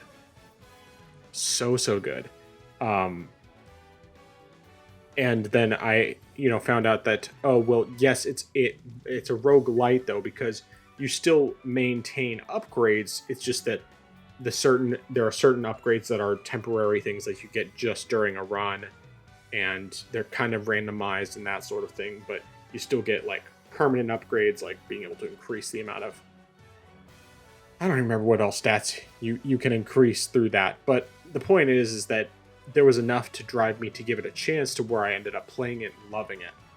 And the only thing I still have not played enough to get the epilogue, because that requires a lot of runs, a lot of grinding, and I just have I go back to it occasionally and play for a bit, and then I stop. And eventually, I'll get to that point. But yeah, so stuff like that can really drive you there. I mean, Metroidvanias, like I didn't really know that I would like Metroidvanias until I played Super Metroid. And then once I played Super Metroid, I played like 3 other Metroid games in a row, and then after that I wanted to play other Metroidvanias, and since then it's like every time I hear the words Metroidvania, I'm like, my ears perk up, and I'm automatically interested, regardless of whether it's a 2D or a 3D. And yeah, it's just such good stuff. So, all right. Anything else on that topic? No, sir. All right, so we got some good news from Nintendo. One of these pieces, I'm going to kind of combine 2 of them together. One of which is not surprising. The other, well, really neither one of them are surprising, but they're still good to have them confirmed. So the first piece I'm just going to mention here, and like I said, I'm combining these 2 together, that Nintendo did confirm that we're still going to see the Switch 2 before the end of the fiscal year, which ends on March 31st of 2025. So what that means in terms of timing, we have no idea, because that's still, 5 months that we have. Any time in that time period, we will see the Switch 2. Obviously, it didn't happen on October like I thought it might. So we don't know at this point when it's going to happen. But we did get confirmation along with that, as part of their investor meeting and everything that they recently had, that the Switch 2 is confirmed to be fully backwards compatible with physical and digital games, which is the first time they've done it for this big of a thing. Because in the past, yes, they've had backwards compatibility with, from the Wii, the GameCube to the N6, or I'm sorry, GameCube to the Wii, where you could play GameCube discs on the Wii, at least on the first model of the Wii. They've done it with all their handhelds, having backwards compatibility with the previous handheld. They did it with the Wii U to the Wii, but then the Switch, because of the fact that they, for lack of a better word, switched the format of the games and everything, there was no backwards compatibility with the Wii U, and including with the digital games, which really sucked. Plus, they just completely changed the system for the digital titles outside of the actual Wii U games. But yeah, this will be the first time it's done on this scale, because of the fact that the Switch was so successful, and instead of Nintendo blocking people from being able to have access to all the games that they purchased on the Switch, physical and digital, they will be able to carry their entire library over, which I think also will probably encourage people to buy a Switch 2 right away, because they don't have to lose any of their games in the process. But enough about that. What are your thoughts? Yeah, it's definitely good to have that confirmation there about the fact that it's going to be backwards compatible. Definitely, confirms a lot of what we've been saying. I It's a bit disappointing to know, or that they still don't have a sort of concrete date as far as like when they're going to announce it, because I mean, sure, we've got 4 or 5 months still left in the fiscal year, but I'm just like, come on, guys, you're really pushing it, aren't you? You're really trying to make people wait out. And I mean, I don't think that there's a reason, as far as like we talked about this before. Maybe it's the reason is for like waiting to make sure there's enough supply. But I mean, sure, you could at least show us what it looks like and show us the features before saying, before actually having out for pre-order or something like that. Just give us something to know, to see what it looks like. So I'm not certain why they're delaying that, why they're just stringing it along. I just wish that they would just put it out there, be done with it.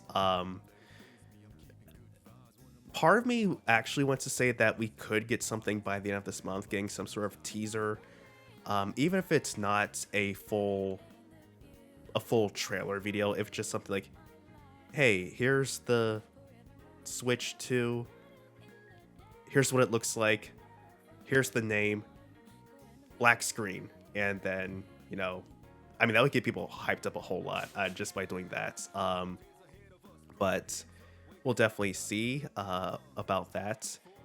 But yeah, it's definitely great that there's backwards compatibility. People won't have to lose access to their library. And, I think if it wasn't for the fact that, I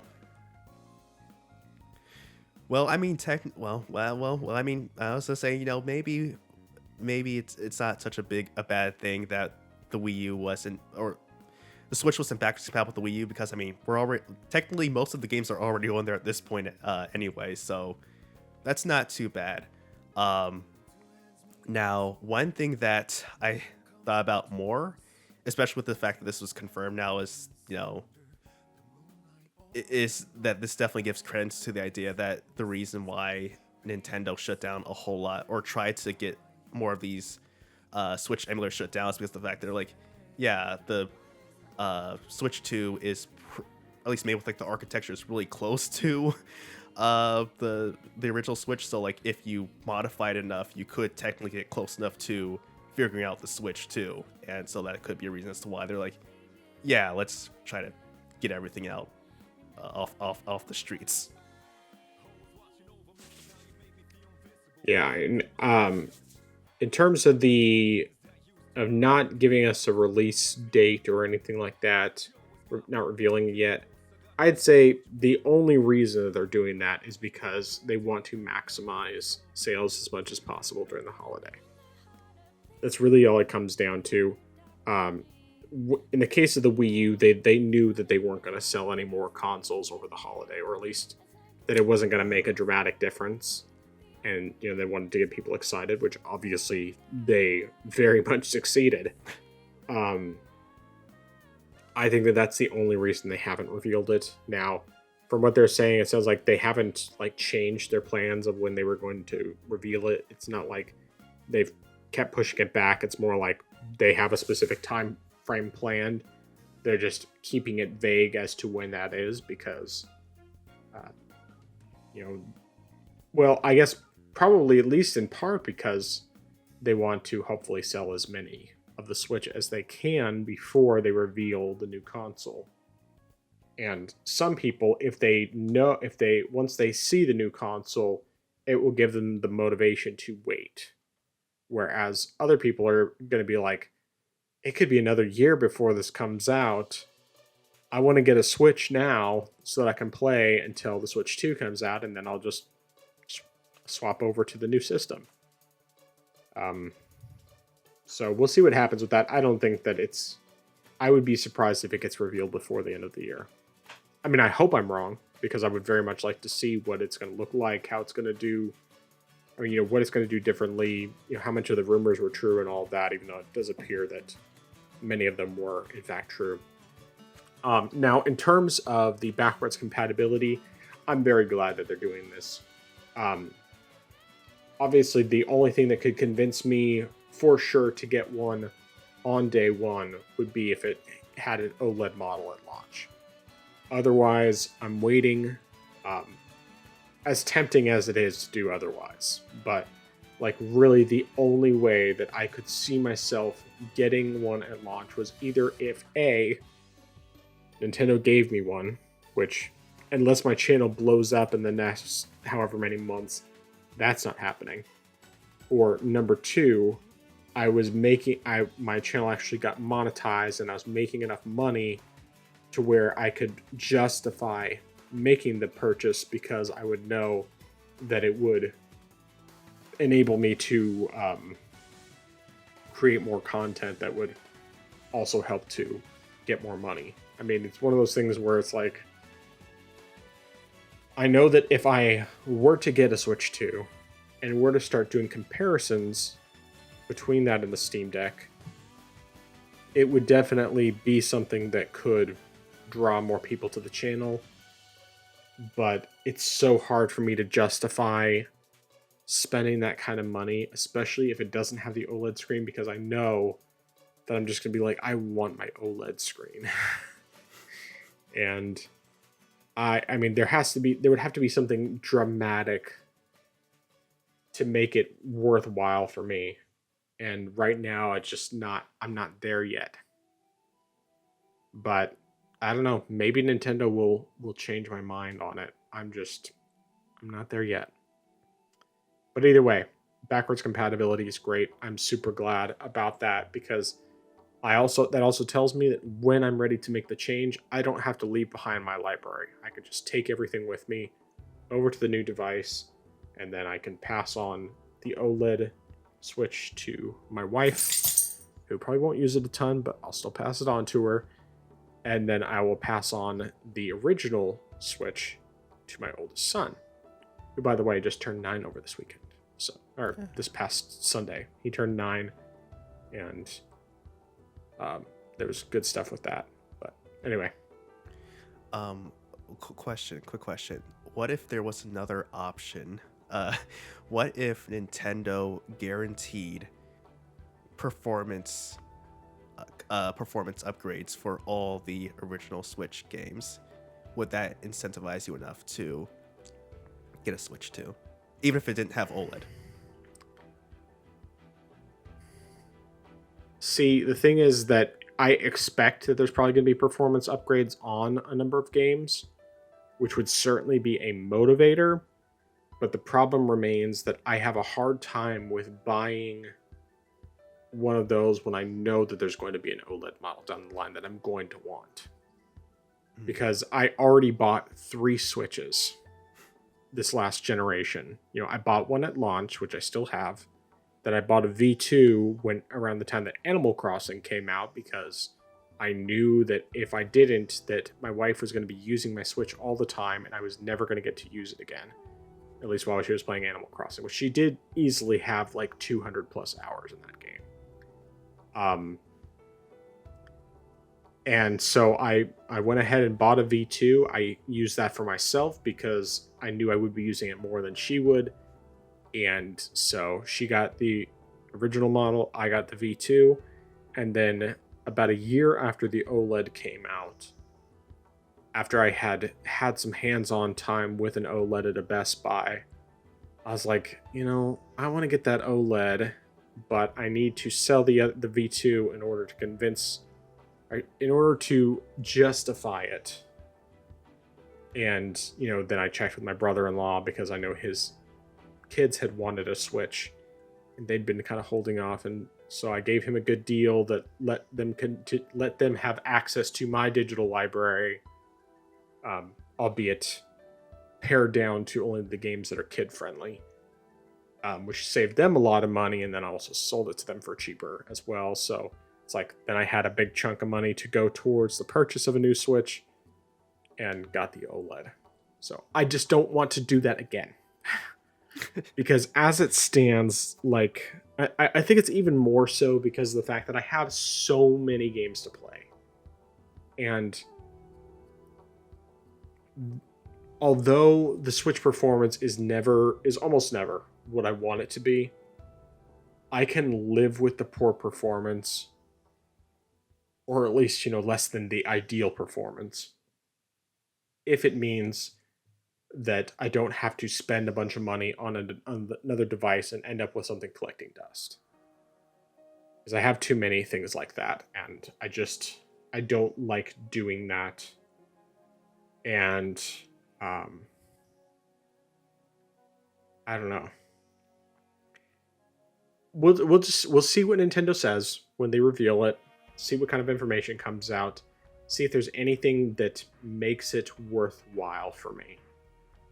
As of right now, I'm just not sure. Because as much as I would love to play something like Breath of the Wild or Tears of the Kingdom at 60 frames per second, I also don't think that I want to spend $400 just to do that. Especially because, first of all, I don't have any intention of ever playing Breath of the Wild again. I loved it. I've tried going back to it a few times and playing for a bit, but I just kind of lost interest after a while. If anything, I would go back to Tears of the Kingdom, because there's still a lot of stuff I haven't done in that. But as much as I would love to have the increased performance, I would also be missing that OLED screen. And that's one of my biggest issues with it. So it is what it is. All right. Any more thoughts on those topics? No, sir. All right. Well, that's the end of our news. So let's get into our recommendations and dissuasions. Start us off. All right. So my recommendation is going to be, if you ever need to import something from Japan, or if you, let's say you don't necessarily need to, but there's something that you want and for some reason it's only available in Japan, consider using a service called Japan Express. It formerly was called White Rabbit Express. Now it's just called Japan Express. And basically what you do is you provide the URL link for whatever item is you're trying to buy, and they'll purchase the item for you, and then after they receive the item, then they'll send you shipping information for sending it from them to you. There are a lot of different methods you can, different shipping methods you can use, and of course the prices range will definitely vary a whole lot. But depending on your budget, you can find something that's more cheaper rather than using something that's more expensive, and they'll be here sort of like overnight, as opposed to waiting for say a couple weeks and then you can get a cheaper rate for that. So that's what I did for getting the Hori gamepad before they decided to go ahead and release it in the West. But it's definitely a reliable service. I used it before in the past. I had no reason to use it, but then I decided to use it again recently. So it's definitely a reliable service. So give it a shot if you want. One question I had about the Hori gamepad from your review, the issues that you were having with the triggers, did you try it both digital and analog, or did you just try one of the two?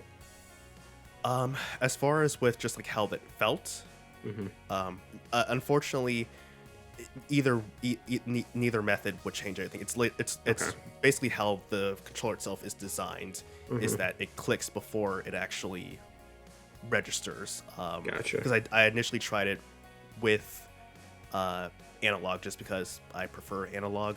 But then going back to digital, I mean, if you use it with digital, then it'll be fine. But if you're trying to use it for analog, which I mean, I feel like maybe more people will use it for analog. It definitely it's a horrible experience with analog. So actually, I will say, because I was mainly thinking it through this with an analog perspective, if you're using it with digital triggers, it's not bad. It's not bad. But if you went analog, it's horrible. It's definitely horrible. But Gotcha. yeah, that's definitely a great question, and it's definitely something that I hadn't considered about the fact that, it's not that bad if you went digital. Right. Yeah, I mean, because like I mean, there are definitely games where analog would be much better. Anything that has driving specifically, but like there's quite a few games where digital would be just fine. Like if I was playing with, for example, a game that it was more or less a shooter. Like if I wanted to play, Ghostwire Tokyo, actually that one makes use of the analog a bit more. Well, but it really doesn't though, because it's kind of more or less either you tap some, either you can tap to do something, or you hold, and that works just fine with digital. So I don't know. Anyway, there's a lot of games where I could see digital working perfectly fine. So either way, I don't think I would get one. I kind of wish that Steam would just put out an official controller that was designed similarly, but was made a bit higher quality. Because I don't like the Steam controller. I think that it could be useful for certain games, but I haven't found a game where I would want to use it. So, but yeah. Anyway, good stuff. My recommendation, I actually have a three-way recommendation. So one is Star Wars Jedi Survivor, specifically on PC. Of course, you can play it just about anywhere minus the Switch. You can play it on PC, on Xbox, on PlayStation, and that includes the Xbox One and PS4.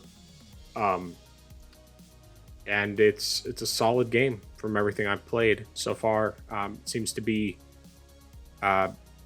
basically, it takes the great stuff that was already present in Jedi Fallen Order and makes a number of quality of life improvements over the previous game. So it's great from that standpoint. And of course, now the PC version no longer has de novo, so it runs well. And at least on my PC, it runs really well. And I don't have anywhere near top of the line for mine. So, but then I'm also going to recommend Red Dead Redemption on anything, because you can get it on any current or last gen console. Yeah, I mean, you can get it on the Switch. It's only 30 frames per second there, but it looks great and technically runs better than the original versions. So, hey, good stuff as far as I'm concerned. But yeah, I'm really impressed with how it runs on Steam Deck and PC. And when I'm ready to play it, I'll definitely be playing on Steam Deck for sure. A combination of Steam Deck and PC. But it's great. But my last recommendation is a food-related one, and that is make your own sausage. I've been doing that a bit lately. Specifically, I've been making breakfast sausage because I use it pretty frequently for breakfast and breakfast for dinner, that sort of thing. Whether you just get pre-ground pork, turkey, chicken, or whatever other kind of meat it is that you want to use, you can do it with beef as well. You can make your own breakfast sausage, or if you have a meat grinder, then you can grind up your own meat and then make sausage out of it. Like I think it was sometime last month I ground up a whole pork shoulder and made some pork breakfast sausage with that. And that came out great. And then I recently ground up some uh, bone in, skin on chicken thighs, obviously taking out the bones, but I kept the skin on for grinding those up and made some chicken breakfast sausage, and it's really, really good.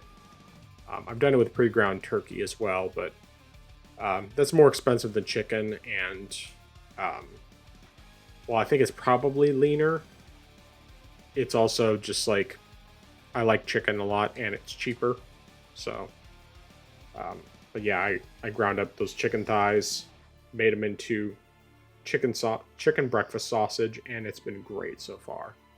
Really, really good stuff. I will be doing that over and over. The thing I like best about doing your own sausage is mostly that you can control what ingredients you put in there, because like I'm a big fan of the flavor of Jimmy Dean sausage, but they add like corn syrup and stuff to it, and I prefer to avoid that.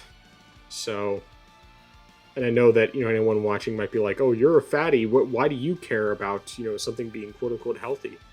And it's because both my parents died to cancer, and I want to do everything I can to avoid stuff like that. So, anytime I can avoid having those ingredients that are not natural and that are like not chemically produced in a way that's not, I mean, that doesn't occur in nature in some form or another.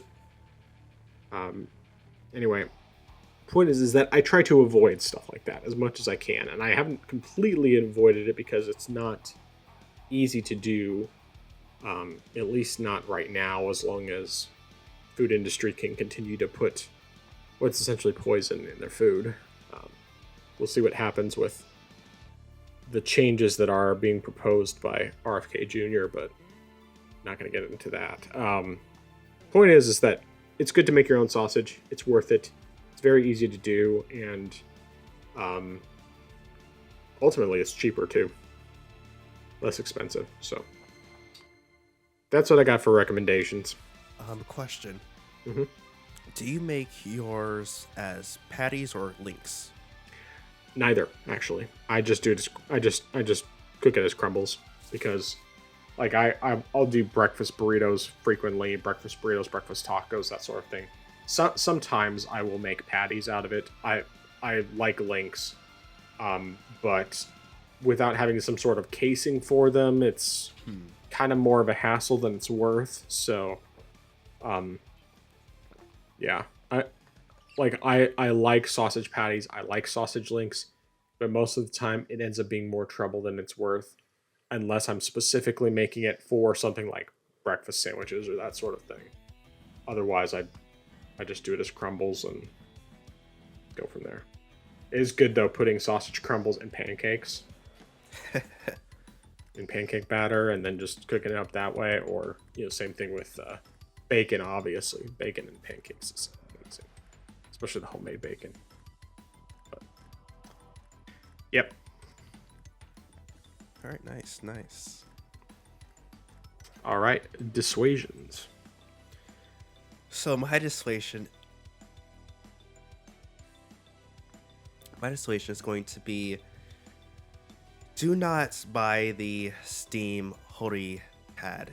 Unfortunately, it's just not where it should be. I mean, I think that there are some things about it that are good. Like, I think that the shoulder buttons are better than the original Steam controller buttons, and I think that most of the buttons for the most part work out well, but I think that a lot of the, like I said, the triggers aren't great, and then the positioning of the start and select buttons, I think those are really bad right there. And you might actually slip and accidentally hit the wireless connection button, and you might unpair your controller, which would be horrible. And so I think that they should have redesigned the controller some. And I mean, considering the price point is $60, you could just get an Xbox controller and you'll have something that is essentially better. And if you want gyro, spend $15 more, you can get a DualSense. So unfortunately, this wasn't the Steam Controller 2 we were expecting. Yeah, that's such a shame. But you did save me some money, so I appreciate that. I just I want a controller that has the back buttons, or at least two, if not four. Two is fine, but also has the touch-based gyro that the Steam controller and this one has, because I really like that. I like being able to activate it that way. It's just super helpful for a variety of different games. So, but yeah, always good to know. As for my dissuasion, I'm gonna say, as much as I hate to say it, I think I gotta dissuade people from doing Jedi Survivor on Steam Deck. Or rather, I guess I should say, don't get Jedi Survivor to play only on Steam Deck, because there are times where no matter what you do with the settings, no matter how much you use upscaling, it's just not good enough. And it ends up being difficult to play when it gets down into the 20s or lower. If you already have the game on PC and you have a Steam Deck, it might be worth trying out. But personally, like, if I had the option, I would probably rather play it on a different PC handheld. I just don't have another PC handheld, and I cannot justify buying another PC handheld for the handful of Windows games that either don't run on the Steam Deck, like Destiny 2, or just don't run well on the Steam Deck. It's just not, like, no, I cannot justify that. Not for a second, and I'm not going to do that.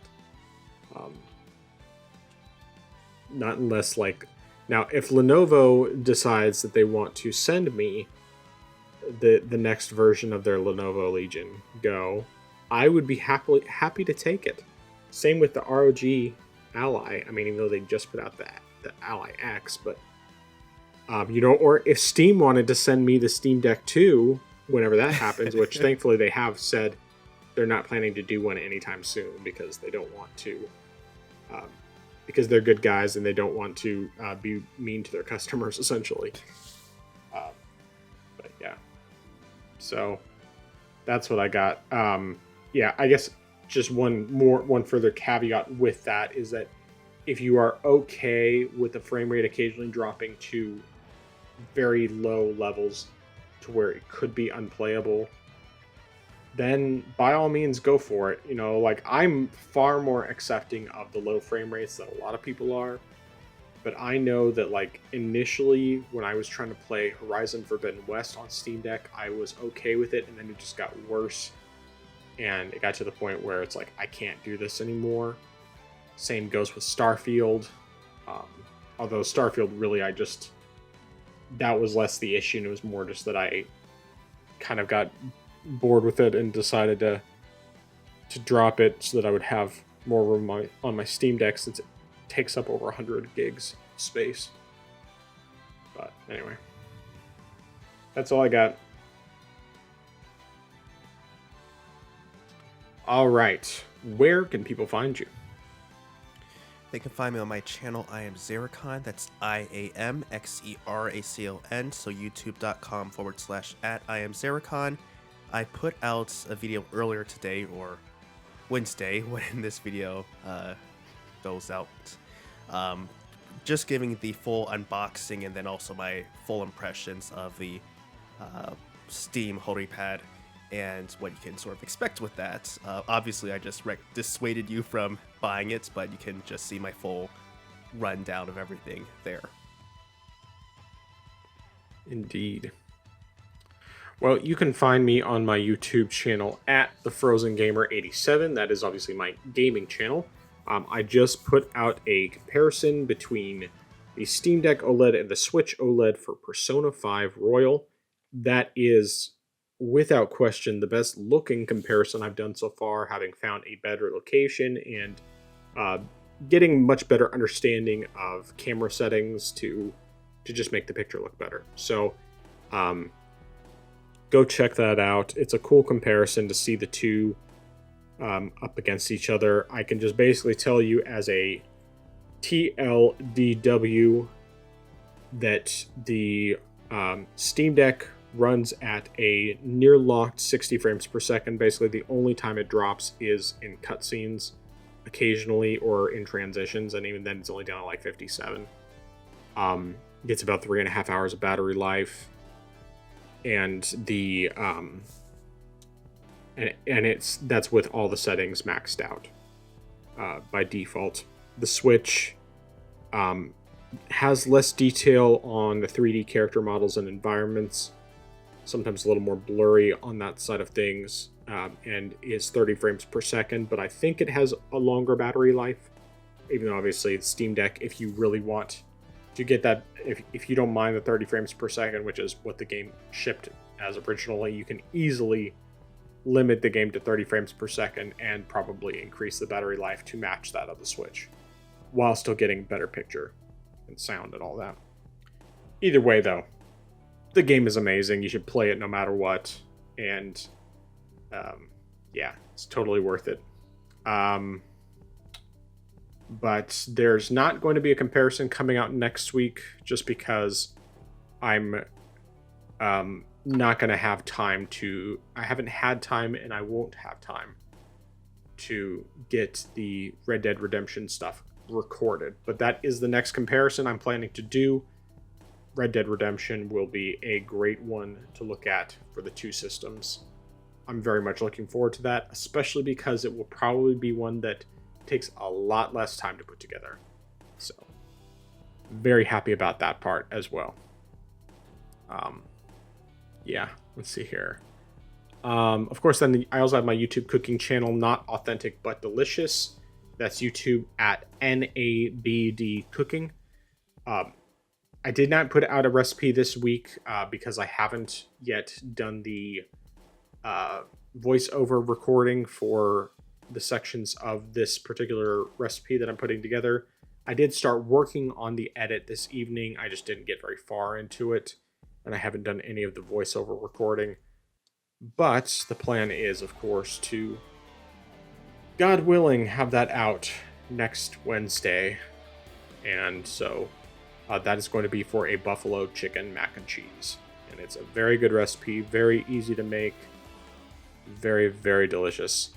And yeah, it's just a matter of getting it recorded. I'm going to be recording a recipe for a special kind of pizza on Friday, which is a jalapeno popper pizza. It has cream cheese.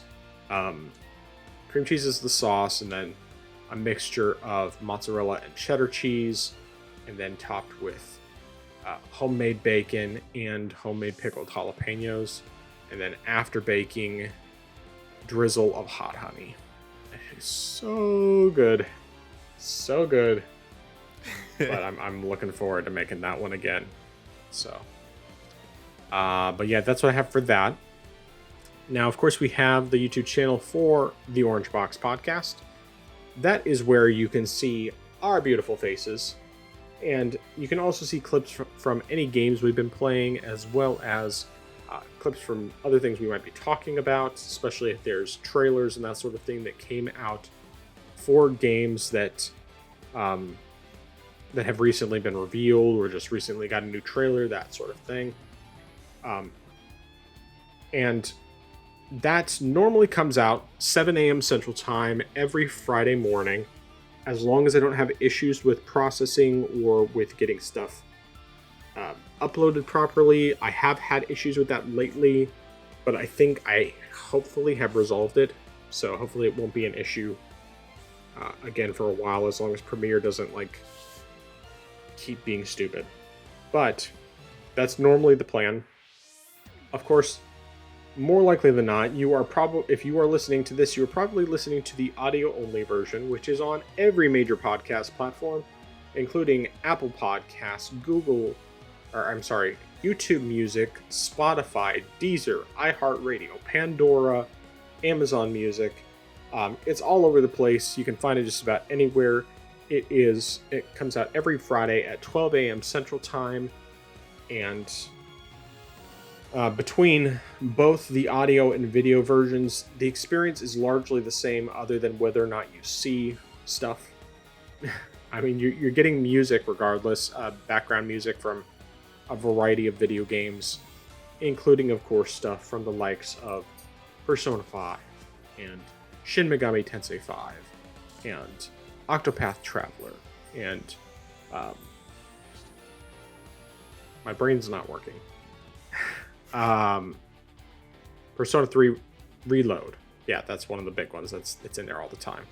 Ghost Runner 2, so on and so forth. Lots of different music. It's all good stuff. There's some of them that are repeated every single week, and then there's a bunch of them that are just dependent on what I happen to put in that week. So, stuff from Smash Brothers, stuff from Xenoblade Chronicles, so on and so forth. Anyway, all good stuff.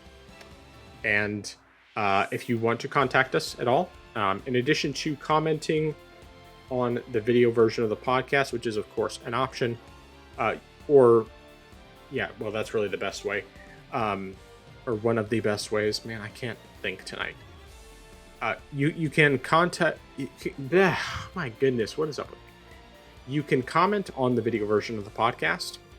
Alternatively, you can also send us an email to theorangeboxpodcast@gmail.com, or you can tweet us on Twitter/X @theorangeboxpod. And there you can, if you have any questions, comments, you want to tell us to Persona 3 ourselves, or any number of other things, feel free to reach out to us. We'll do our best to get back to you. You can obviously leave us a review on any of the podcast platforms. I haven't honestly checked any of them, mostly because I haven't gotten any indication that anyone's actually listening. But even if we get no word from anyone, and all we get is silent listeners or no listeners, we're going to keep talking for 2.5 hours every week, because this is how we catch up. So, I think that is everything I have. Last chance, any final thoughts? No, sir. All right, well, I am the Frozen Gamer 87. That is I Am Zeracon. We are the Orange Box Podcast. And until next time, remember that this is all about us. So say your own name. Orange Box Podcast, out.